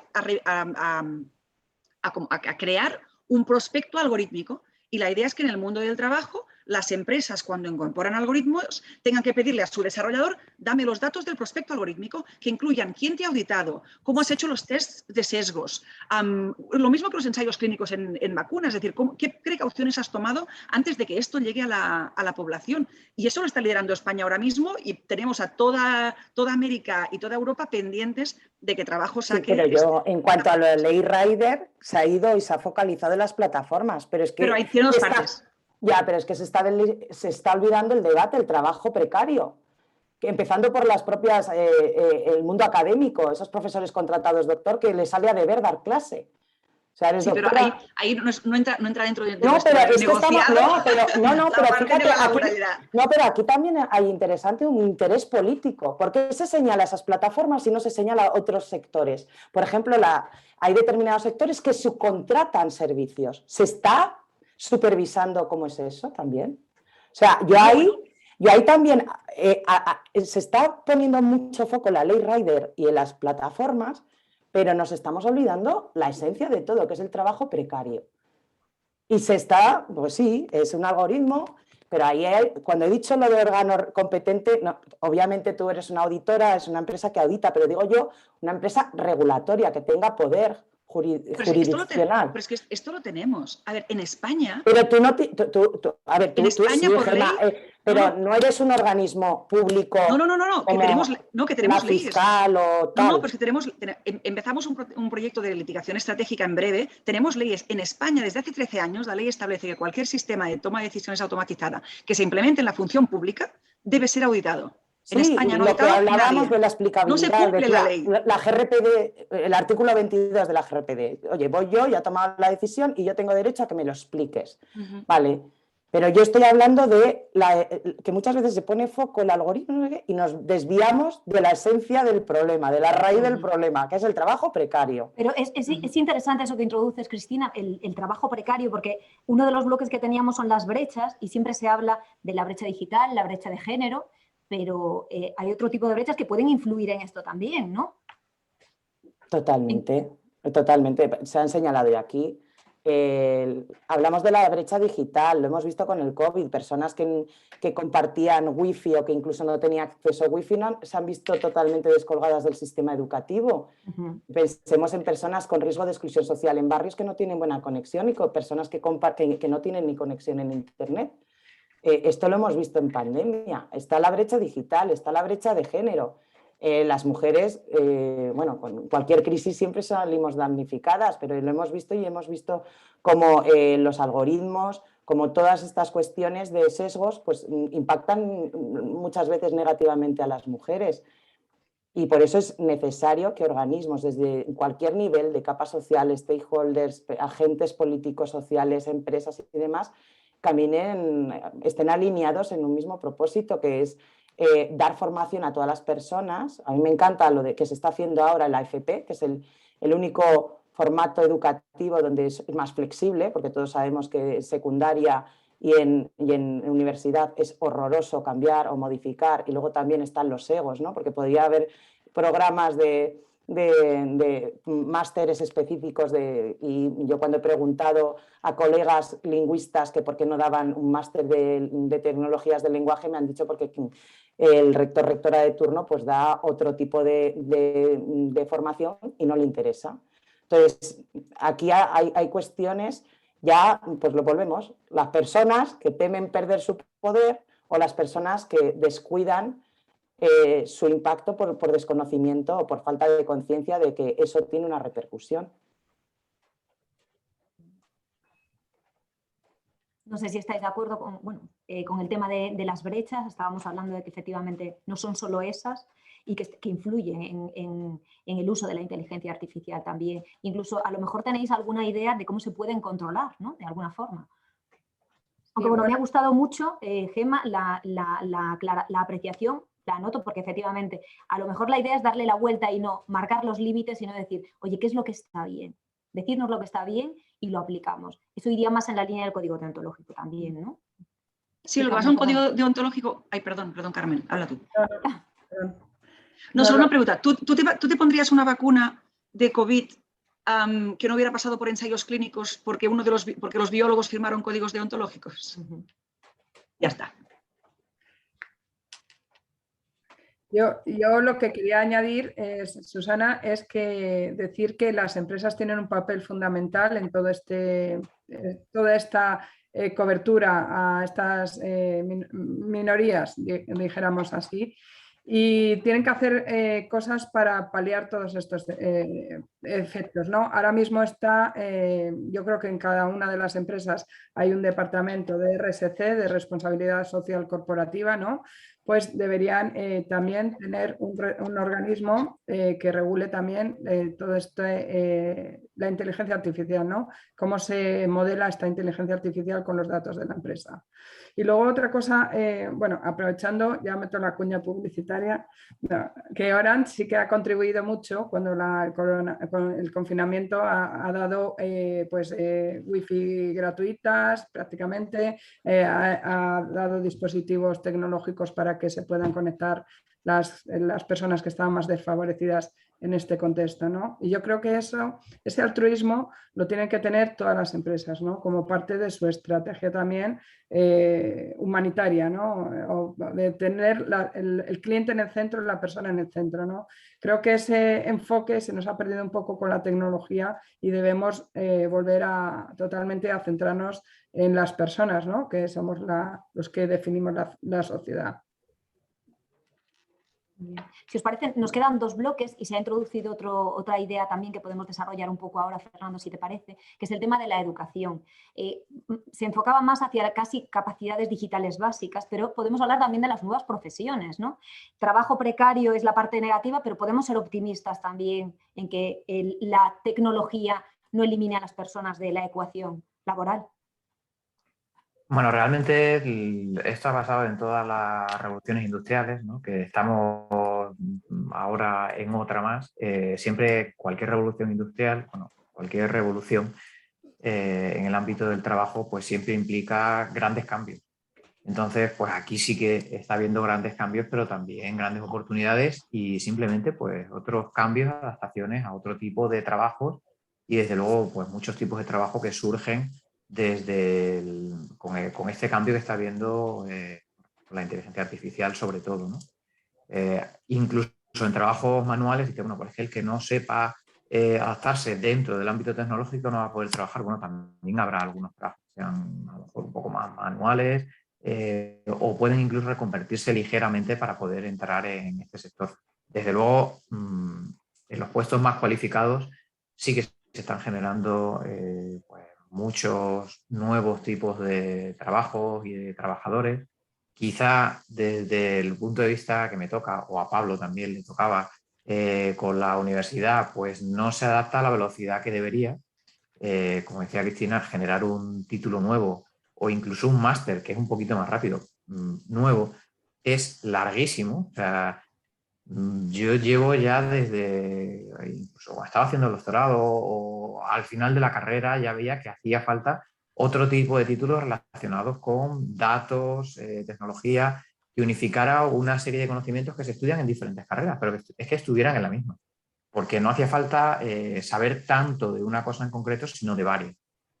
Todo eso, incluirlo en un título, a día de hoy sigo sin verlo en algunas de las titulaciones que harían falta, pero incluso en másters lo que ha pasado ha sido el negocio de algunas universidades o empresas que han sacado pues, estudios específicos para determinados puestos que hay ahora mismo en las empresas y que no se cubren. O sea, es que incluso en Spain ahí nos preguntan continuamente por perfiles que están súper demandados y no se cubren porque se pide gente que sepa algo que cuando terminas la carrera no lo tienes y necesitas ciertos años de experiencia porque no te lo han dado con los estudios. Entonces, eso sí que se podría aportar también desde el ámbito educativo, público, para que lo pudieran adquirir y adaptarse un poco más también al mercado laboral, a la sociedad, de forma más ágil. Desde luego, bueno, pues siempre pedimos agilidad al sector público, ¿no? Y es difícil.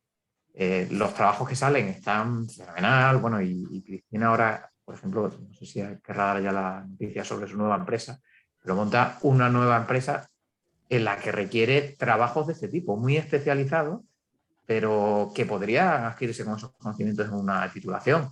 No se hace, entonces lo que pide ya pues algo que se obtiene con los años y cuando estás trabajando en diferentes proyectos en empresas. Nosotros en breve, perdón. En breve vamos a sacar la primera oferta del mundo para auditor algorítmico, con ese título. Hasta ahora contratábamos a gente con background sociotécnico, pero queremos ver qué es lo que ocurre, porque es lo que nos falta. Entonces, a ver quién se autoidentifica como auditor algorítmico que cree que tiene las capacidades para hacerlo. Pero yo creo que está emergiendo un nuevo sector de alto valor añadido a quien no le está sirviendo el mundo educativo actual, que se tiene que formar a nivel privado, viendo los documentales que nos recomienda Cristina en Netflix, leyendo y teniendo práctica, pero es un sector donde es muy difícil crecer. O sea, nosotros tenemos muchos problemas para crecer. Con la suerte de la pandemia, ahora crecer globalmente es más sencillo, la gente está más acostumbrada, pero es verdad que es muy difícil reclutar.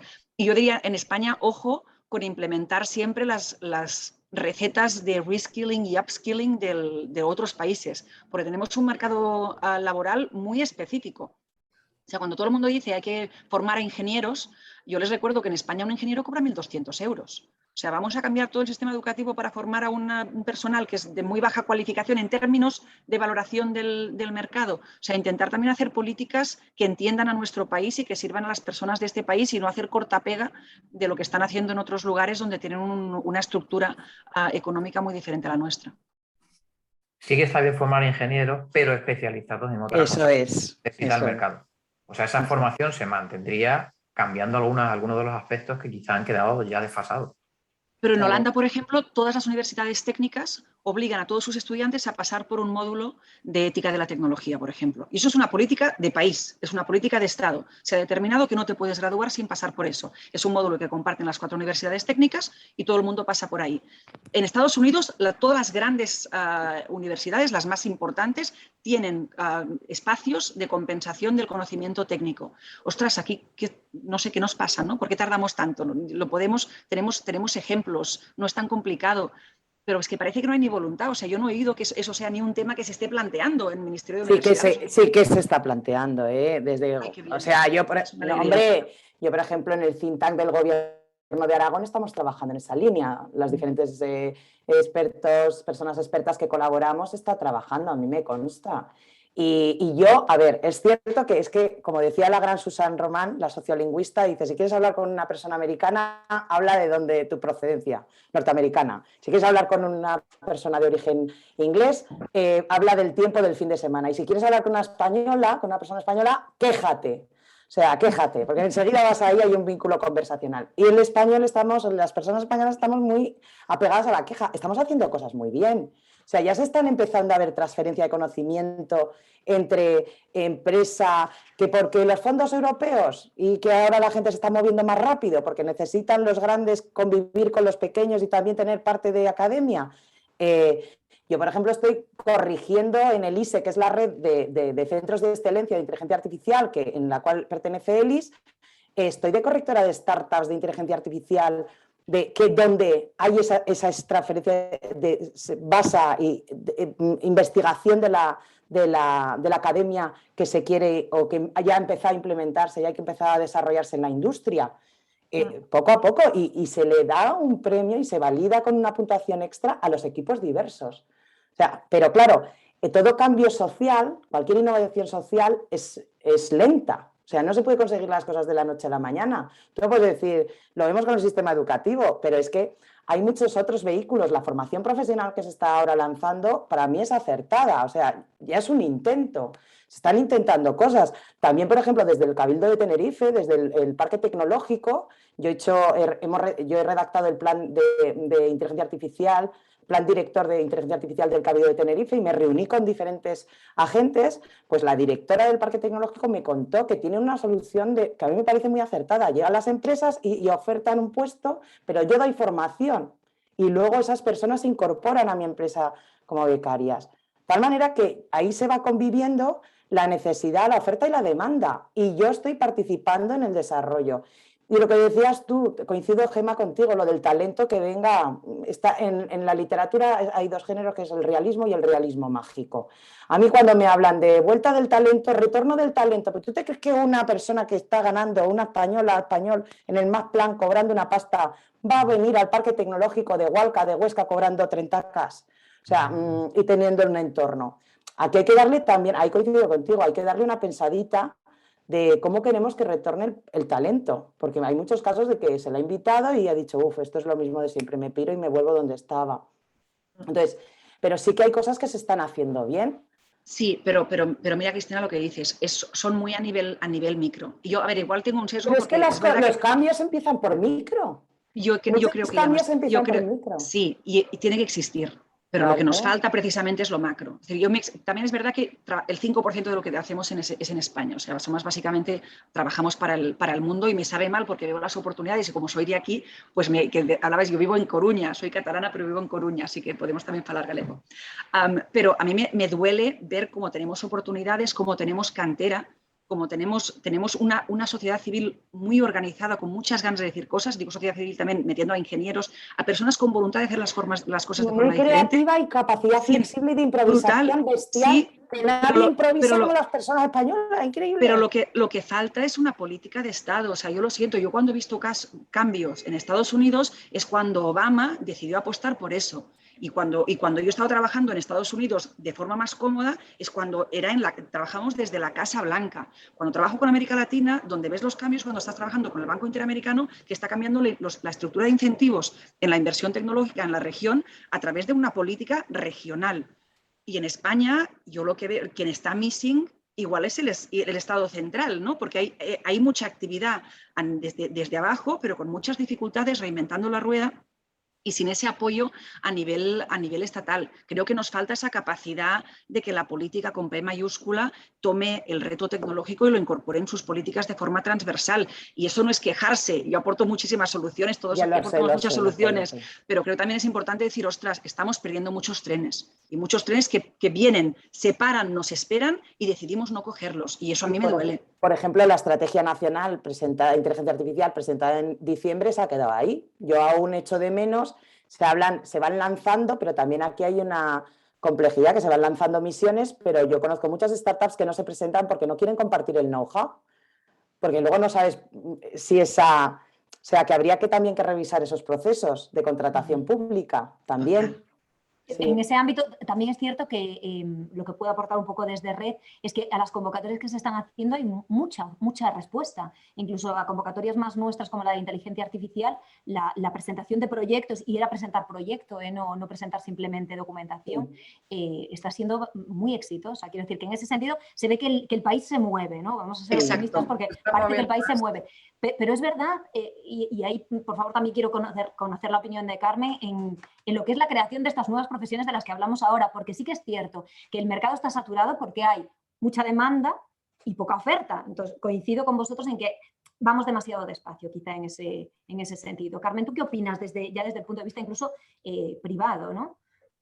Sí, bueno, yo creo que sí que es verdad que faltan profesionales, ¿no? Ahora, por ejemplo, pero es que falta formación, porque ahora, por ejemplo, se están abriendo uno de los topics que va a reclamar más empleabilidad, es la formación en centros de datos, ¿no? Se están implementando centros de datos por toda España cada vez más, y van a necesitar un nivel de perfiles altísimo. Estamos hablando de unas 50.000, 60.000 personas. ¿Dónde encuentras a esos empleados? ¿Dónde está esa formación que necesitas hacerlo. Pues es lo que decía Cristina, pues el dotar de una manera más descentralizada de formación, ¿no? Un aprendizaje continuo, que cada persona sea responsable, ¿no?, de su formación también, ayudarles con esto, lo que decía Gemma también de la formación, ¿no?, necesaria, ¿no?, que no está ya regulada, como decía Fernando, que no hay formaciones para estos nuevos roles. Y esto es solo el principio, porque no hemos hecho más que empezar y van a venir nuevos roles que desconocemos totalmente, como decía Gemma, por ejemplo, el auditor de inteligencia artificial. Van a venir muchísimos roles y no tenemos esa capacidad de reaccionar en un tiempo corto para que haya gente que se pueda emplear en estos nuevos roles en las empresas. Bien, si os parece, cambiamos de bloque, pero no totalmente, porque me parece muy interesante la idea esta que introducís en el debate del retorno del talento. Y ahora podríamos hablar un poco de la situación de la inteligencia artificial en España, de la situación de España en Europa y Europa en el mundo, y saco a colación, por ejemplo, una idea que se publicó hace muy poquito tiempo, que era un PERTE que lanza el gobierno español para potenciar la tecnología en español. No sé, hay quien quiere ser el primero que se lance a la piscina. ¿Qué os parece? ¿Que es posible que posicionarnos también en ese ámbito, en el ámbito de la lengua? Sé, Cristina, que ese tema te gusta. Hombre, no es que me gusta, es que es mi pasión, es mi ilusión, es mi formación como filóloga hispánica. Cuando yo empecé, que yo quería ser actriz, yo empecé en filología hispánica y de repente descubrí el apasionante mundo de la lingüística aplicada, y como doctora en lingüística siempre he visto, y yo por eso me metí de lleno yo hice un curso de posicionamiento SEO y dije, esta es mi tesis doctoral, de cómo los hablantes gestionamos y procesamos el lenguaje, ¿no? Cómo la disponibilidad léxica, Google es un zoco léxico-semántico que se puja por palabras y buscamos y aparecen las búsquedas en virtud de esas palabras, ¿no? Y cómo, bueno, pues todo eso yo lo he ido descubriendo de forma azarosa. Yo he dado charlas en la universidad, la última fue en la Universidad de Jaén, pero en la Universidad de Zaragoza, y muchas alumnas y alumnos me vienen a felicitar medio llorando, incluso una me abrazó. Porque es, claro, dicen, ¡hala, qué guay, qué divertida, además de lo apasionante!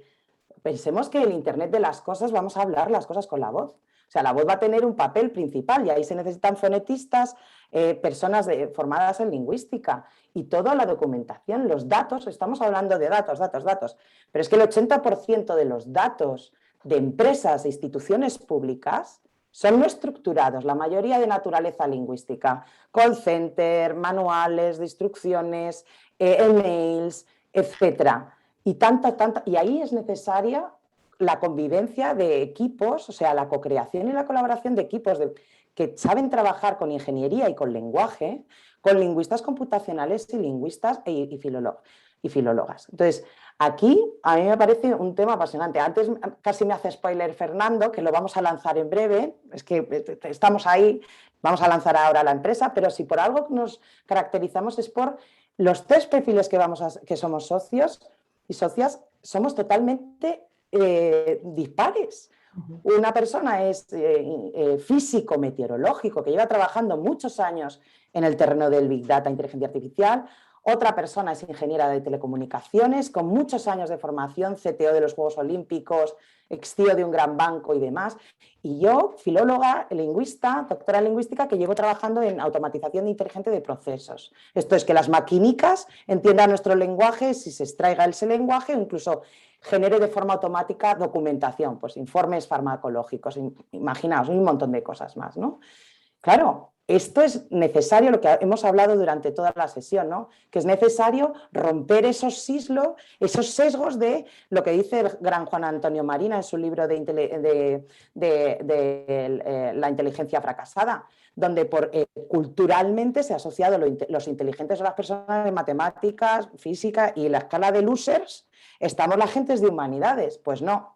Ahora es necesaria esta convivencia y esta colaboración, y es tan importante colaborar, pero claro, volvemos ahora, el gran reto es hacer que dentro de la academia estas áreas de conocimiento se conozcan y conjuguen. Yo en la última charla que he dado en la Universidad de Jaén en marzo, la di era la Facultad de Informática, pero se le invitaba también a las personas de Filología y Lingüística, y se levantó una profesora y dijo, de Lingüística, y dice, claro, es que los estudiantes de mi máster de Filología pueden anotar esos textos. Y digo, manden que venga una de Huesca, para que una catedrática y otra doctora piensen que pueden colaborar. Por eso es el gran reto de la divulgación, que pasa en todos los niveles y en todas las capas. Pero fíjate ahora, un matemático, si quiere trabajar en el ámbito, en este sector de datos, de inteligencia artificial, tiene que conocer GPT-3. ¿Qué es GPT-3? Eso es. ¿Qué es GPT-3? ¿Qué es GPT-3? Pues lingüística pura, o sea, ahí es todo lenguaje. Antes de continuar con esto, Fernando, porque quiero conocer tu opinión también sobre la inteligencia artificial y el español. Cristina, tú creo que nos dejas un poquito. Sí, me tengo que ir. Es que justo tengo una mesa redonda presencial con la Fundación Creciendo, que es una fundación que da formación y aglutina a empresas de middle market, empresas que facturan más de 50 millones y que curiosamente están en diferentes localizaciones de menos de 100.000 habitantes o 100.000 habitantes para arriba, y dan empleo a 250 personas y que están fuera de la mayoría de Madrid y Barcelona. Así que muchísimas gracias por invitarme. Nada, a ti. Como al resto les voy a pedir una conclusión para terminar. Cristina, no sé si tú quieres concluir antes de irte dejando un mensaje de optimismo para todos los que nos están escuchando online hoy. Bueno, pues que el tiempo es ahora, o sea, que nunca es tarde. La formación la tenemos online, como ha dicho Gemma, o hemos dicho, ¿no? Hay mucha formación y que no es no hay que tener miedo a la tecnología, hay que tocarla, hay que entenderla, y según nuestros intereses vamos a tener un hueco en el sector digital, y el sector digital necesita de cualquier tipo de talento. Por eso invito a todas las personas conectadas, que sea cual sea su experiencia, su background, su talento, que es que necesitamos a muchos perfiles y a muchas personas que piensen en el impacto bueno de las soluciones y de los productos. Muy bien, muchas gracias, Cristina. Muchas gracias a la Junta de Andalucía, Junta de Extremadura, perdón. Gracias, hasta luego, buenas tardes. Sí, respecto al lenguaje, bueno, pues sí que es completamente necesario. Ahora, desde el punto de vista matemático, decía, por ejemplo, GPT-3, que bueno, pues es una herramienta, como la herramienta más avanzada que hay de procesamiento de lenguaje natural, que va a permitir, bueno, pues para que lo entienda todo el mundo, por ejemplo, hacer un resumen de un libro de forma automática, o de un texto, o generarlo incluso, generar nuevos textos que podamos entender nosotros. Entonces, todo esto al final es lingüística. Entonces, todo, como vemos, está relacionado, pues tanto el matemático va a tener que saber aspectos lingüísticos, a lo mejor no está tan especializado, pero tiene que saber algo, y también el lingüista tiene que saber algo de tecnología. Entonces, esto es lo que hay que trabajar desde la base también. Bueno, desde el Spain AI, en estos dos ámbitos de trabajar desde la base, decía que estamos dando las charlas a adolescentes también para tratar de difundir la inteligencia artificial, pero para todo el mundo. O sea, ¿qué es lo que te gusta? Bueno, pues ahí está aplicado la inteligencia artificial. Y ahí también, en ámbitos, pues decíamos, pues más de letras, ¿no? O sociales, o de medicina, o pues a cada uno con lo que le gusta, ahí le podemos decir, puedes aplicar eso que te gusta a lo más puntero que ahora mismo en la sociedad tecnológica. Entonces, para que se dediquen a eso. Y respecto al lenguaje también, del castellano en concreto, bueno, pues sí que precisamente Spain ahí lo que hacía era ver que había ese hueco, ¿no? Ese espacio que todo parece que lo ocupaba el inglés, incluso, por ejemplo, un procesamiento de lenguaje natural y librerías de este tipo.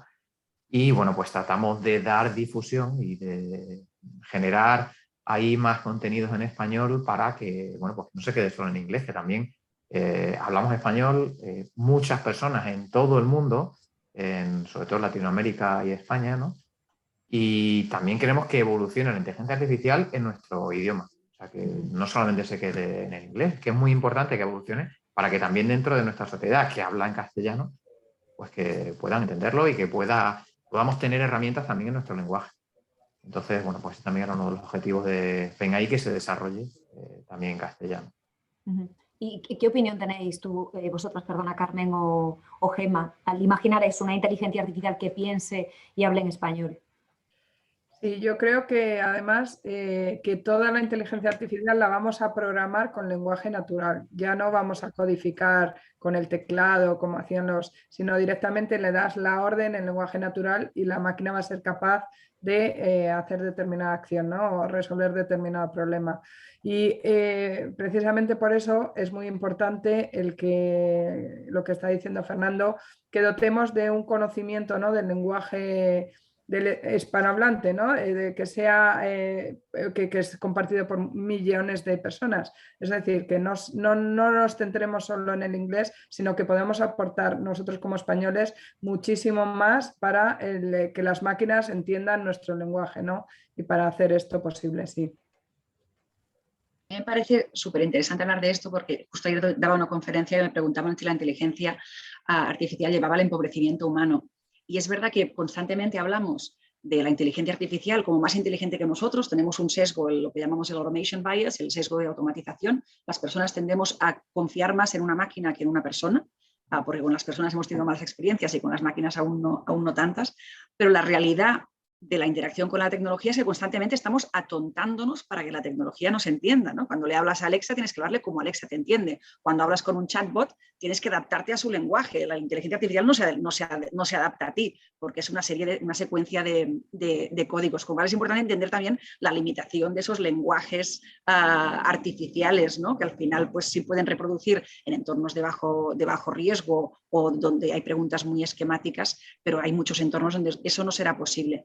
Pero en el tema del idioma, creo que tenemos la suerte de hablar fluidamente la segunda lengua más hablada del mundo, pero hay mucha gente que no tiene esa suerte.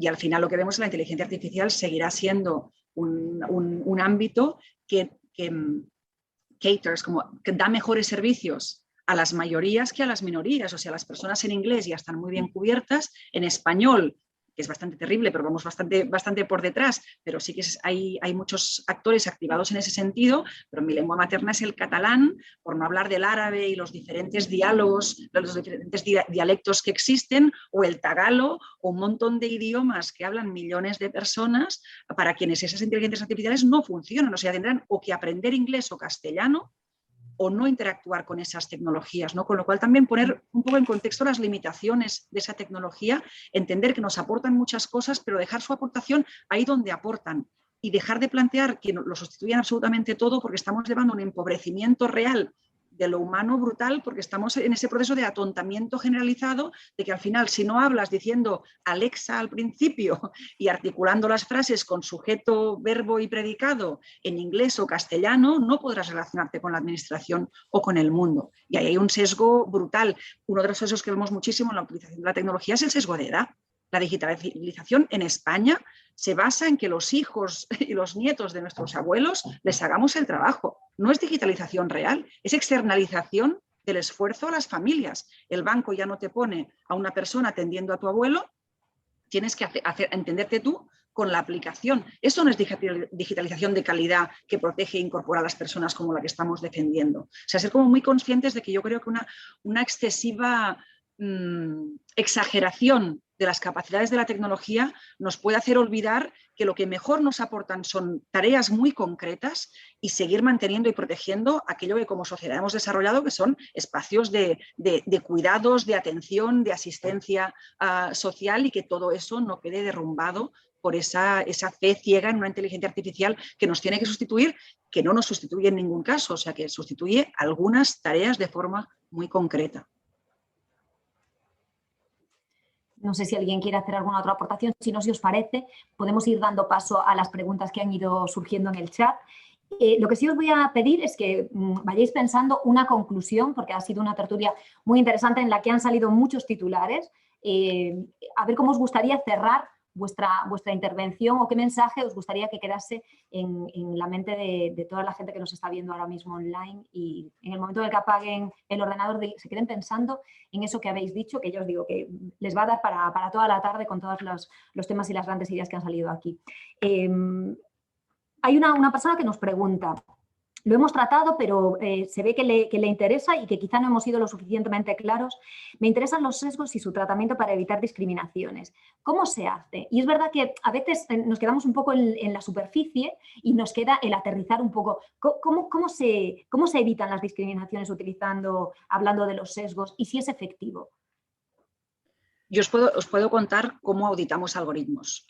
De forma muy rápida, hay 7 momentos de posible discriminación que empiezan con el sesgo de selección, del que hablaba antes, de qué datos seleccionas y si utilizas datos que tienes en lugar de los que necesitas, y aquí ya vemos muchas disfunciones, hasta el sesgo de implementación, que es un sesgo muy poco valorado, pero nos encontramos muchas veces que nosotros podemos sanear un algoritmo y cuando ese algoritmo aterriza en un ser humano, en una persona humana, el humano lo que hace es reintroducir los sesgos humanos y se carga todo el trabajo que habíamos hecho anteriormente, con lo cual es importantísimo que la auditoría no sea puramente técnica, porque una auditoría técnica de un algoritmo machista te dirá que es un algoritmo perfecto, porque reproduce fielmente las condiciones de la realidad. Pero eso no es lo que queremos. Con lo cual, la auditoría tiene que ser end-to-end, empezar desde valorar la pertinencia de los datos que hemos elegido para el entrenamiento hasta ver cómo esa decisión algorítmica se introduce dentro de un proceso de toma de decisiones y cómo afecta a las personas después. Y en todo ese proceso hay esos 7 momentos de posible sesgo, que lo que hacemos nosotros cuando entramos a auditar es trabajar con los equipos in-house de las empresas o la administración pública que nos contrata, ir identificando dónde ha podido haber error, valorándolo y corrigiéndolo con estos equipos. Al final somos auditores, pero es verdad que en esta primera oleada de auditoría algorítmica hacemos más un assessment, una valoración en la que nos ponemos no a hacer solo de auditores y a validar, sino también a corregir, y creamos ya la metodología para después ir entrando de forma anual para asegurar no solo que los equipos no hayan hecho algo que haya impactado sobre cómo toma decisiones el algoritmo, sino también asegurar, cuando son algoritmos de aprendizaje automático, que no están aprendiendo dinámicas sociales que no habíamos identificado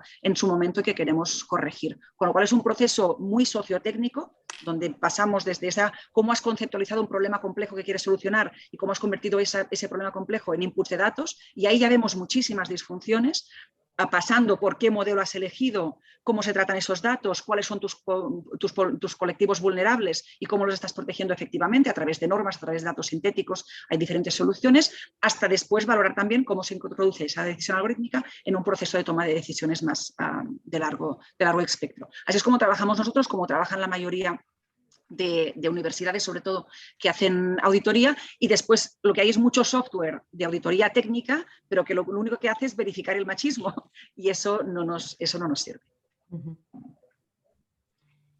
Hay también una pregunta para Carmen. Carmen, te preguntan, ¿qué es la trazabilidad del dato? Como ha sido un concepto que ha salido efectivamente en la conversación. Bueno, la trazabilidad del dato es el seguimiento del dato desde el origen con todos los procesos que ha ido, y se hace un registro de que por cada paso que ha pasado, quién es el responsable del dato, en caso de fallo a quién hay que recurrir, etcétera, para tener siempre conciencia de dónde está el dato y cómo volver a obtenerlo en caso de errores, y bueno, pues hacer el seguimiento. Como un paquete logístico, por ejemplo, que va de un punto a otro, pues lo mismo se hace con el dato, se traza todo. Se tiene registro de todos los pasos por donde ha pasado. No sé si la trazabilidad del dato, Gemma, influye o lo utilizáis vosotros también en las auditorías que hacéis de algoritmos. Muchísimo. Lo primero que tenemos que hacer siempre es mapear por dónde entran los datos y qué les ocurre dentro de la organización o dentro del algoritmo. Lo que nos encontramos muchas veces es que hemos digitalizado de una forma muy mala, para decirlo rápido. Es decir, la digitalización a nivel global es capa sobre capa de decisiones sin ningún tipo de arquitectura de datos ni de planificación estratégica de cómo se van a utilizar esos datos. Cuando entramos en una administración, aparte de auditar, también hacemos mecanismos de governance de esos datos. Lo que nos encontramos cuando preguntamos, ¿y estos datos de dónde vienen o estos datos dónde están? No lo sabe nadie. Tenemos a gigantes con pies de barro, con un backend. Yo siempre pongo el ejemplo, cuando entro en una administración o una empresa, es como si abro una sala llena de cables y tengo que ir cogiendo cada cable e ir tirando. Y es un proceso súper farragoso, pero es que solo haciendo ese ejercicio podremos sentar unas bases sólidas para la digitalización que tiene que venir y para la incorporación de inteligencia artificial. No podemos seguir metiendo procesos complejos que afectan a personas vulnerables cuando aún no sabemos ni dónde están los datos de los ciudadanos o de los clientes que tenemos hasta el momento, ni quién los está tratando, ni qué test de calidad les hemos realizado, ni si están actualizados. O sea, nos encontramos muchas veces que las organizaciones no saben contestarnos a preguntas muy básicas sobre esos datos, con lo cual el tema de la trazabilidad me parece importantísimo, pero dificilísimo de implementar porque es un esfuerzo de inversión, porque es básicamente recomponer la historia de la digitalización de los últimos 30 años en cada organización. Y eso no es sencillo, hay muchísimas dinámicas de legacy, hay muchísima interacción público-privada en la que muchas veces la administración o el cliente de la tecnología ya no tiene acceso a quien se la vendió, con lo cual ya no puede preguntarle cosas claves sobre esa tecnología, con lo cual nos encontramos con muchísimas disfunciones. Pero yo creo firmemente que o solucionamos ese backend o vamos a seguir construyendo en base a unos pies de barro. Ahí lo que pasó es que cuando se inició todo esto de que los datos son el nuevo oro, ¿no? Se decía, pues las empresas vieron como que ahí había una oportunidad tremenda y en lugar de pensar primero en cómo organizar todo eso y después ponerse a recopilar datos, lo que hicieron fue crear esos grandes data lakes, esos lagos de datos que realmente son como lagos, porque te metes a bucear y encuentras de todo, que no sabes de dónde viene. Entonces, el primer paso que hicieron, en lugar de programar, coordinar, organizar, fue recoge todos los datos. ¿Esto para qué? No sé, pero recógelo y al final tenemos pues teras y teras de datos de una empresa que te los dan para resolver un problema que pues no saben cómo abordar, ni con qué datos, ni de dónde vienen, ni para qué. Entonces, pues esa cantidad masiva de datos que nos llevó a la era del Big Data y ahora la inteligencia artificial, como comenzó fue con esta explosión de datos y de acumular sin pies ni cabeza, ¿no? Inicialmente. Y por eso ahora, pues todo lo que comenta tanto Gemma como Carmen, estos problemas. Ya veis que son temas que interesan a las personas que nos están escuchando. Otro tema que también despertó interés es el tema que hablábamos de la autorregulación, la regulación o el código deontológico. Y nos preguntan, el hilo de noticias, como los despidos automáticos a través de algoritmos, ¿es necesario que la sociedad tome cartas en el asunto reclamando leyes reguladoras sobre la programación de estos algoritmos? ¿Y hasta qué punto un país que quiera ser competitivo en el mercado debe de tomar estas medidas? ¿La ciudadanía podría promover legislación eficiente en este sentido, por ejemplo, desde Change.org? ¿Somos nosotros los que tenemos que promover la participación, reclamación, movilización ciudadana? ¿Qué opináis? Ahí sería desde el gobierno, desde el ámbito político los que tendrían que humanizar pues todo lo que se va haciendo a nivel tecnológico, verlo también desde un punto de vista humano, que no sea solamente algo que quede, como decían, ¿no? en el resultado de un algoritmo, sino que también tenga una parte ética, humana por detrás, que lo que hagamos es apoyarnos en eso, pero para un fin que realmente sea humano.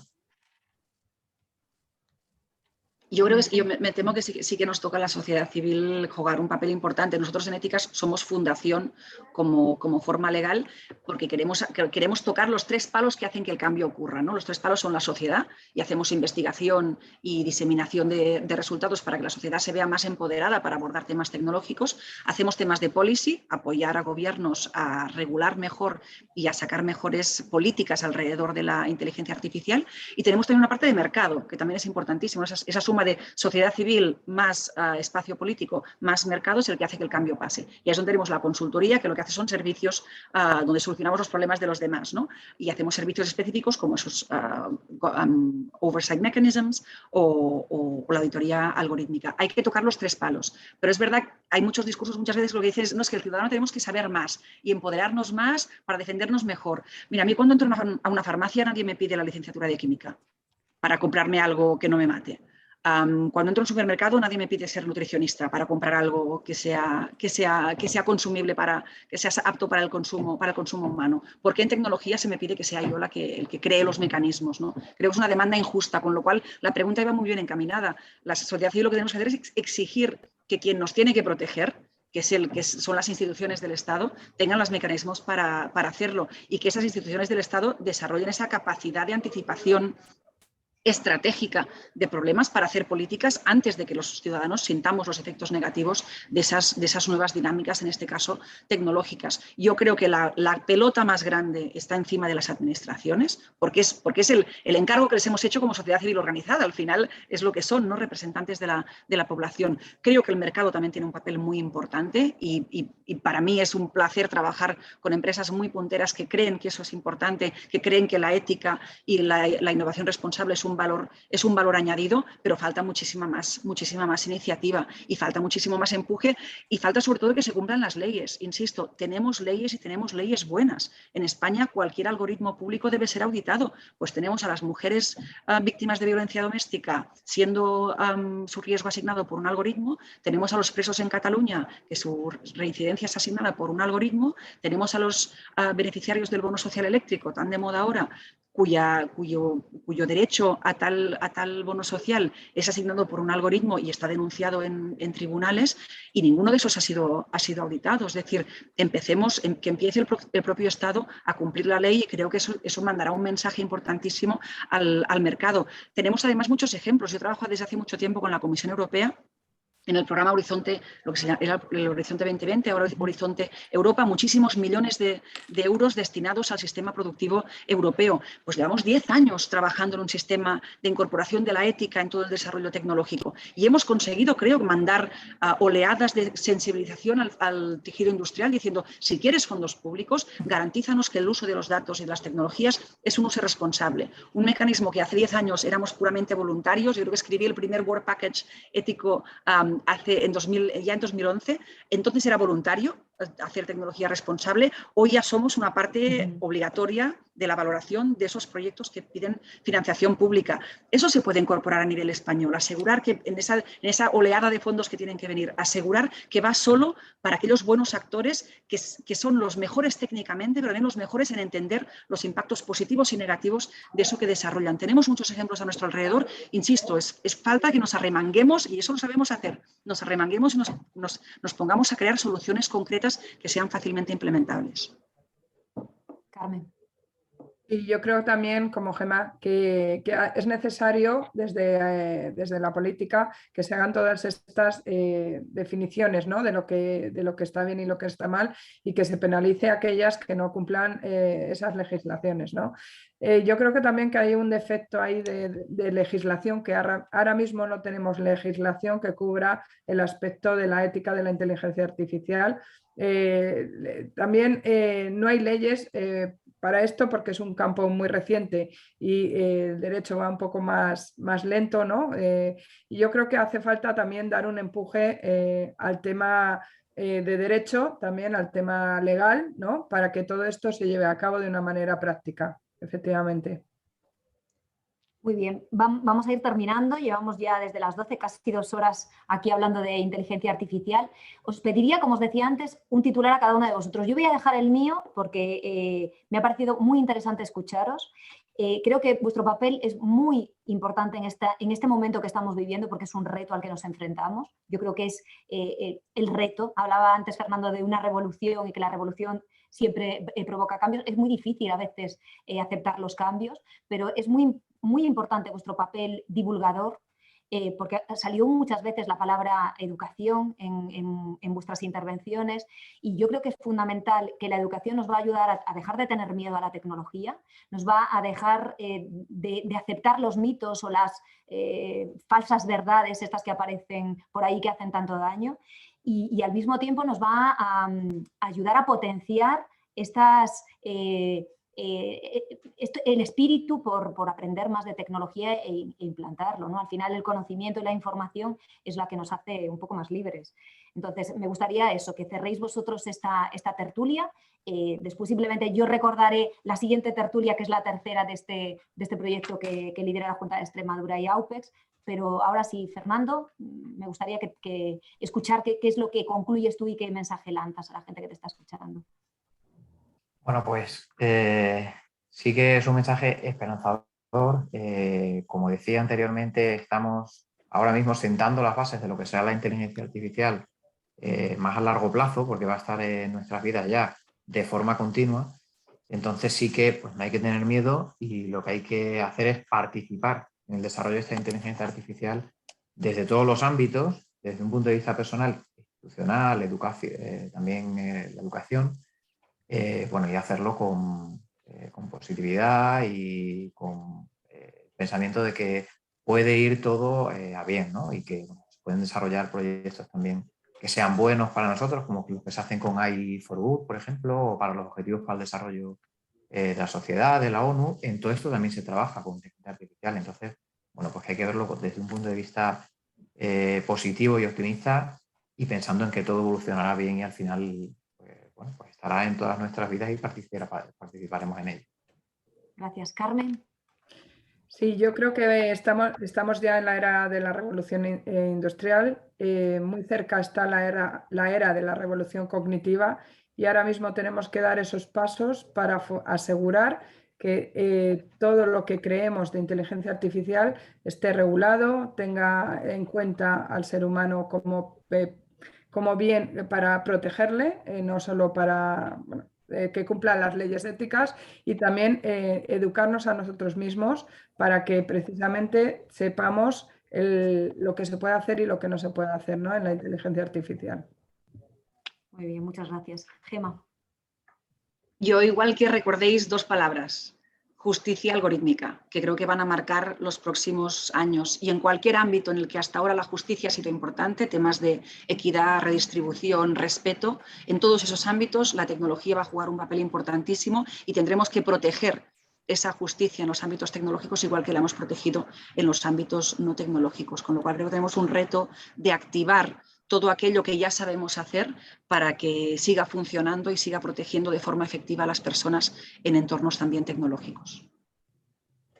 Perfecto, pues muchísimas gracias. Ya no me queda nada más que daros las gracias por vuestras intervenciones, por vuestras ideas y por vuestra pasión, como decía Cristina antes, por lo que estáis haciendo, que es tan importante y que es tan necesaria ahora mismo. Para terminar, muchas gracias a todos los que nos han seguido durante estas 2 horas y simplemente recordarles que la próxima tertulia es el 17 de noviembre a las 12 y que tratará sobre un tema también muy interesante y del que se ha hablado a lo largo de la tertulia de hoy, que son los jóvenes, el talento y el futuro, que está claro que está en ellos sin duda. Muchísimas gracias a todos. Un buen día. Gracias a todos. Gracias. Adiós.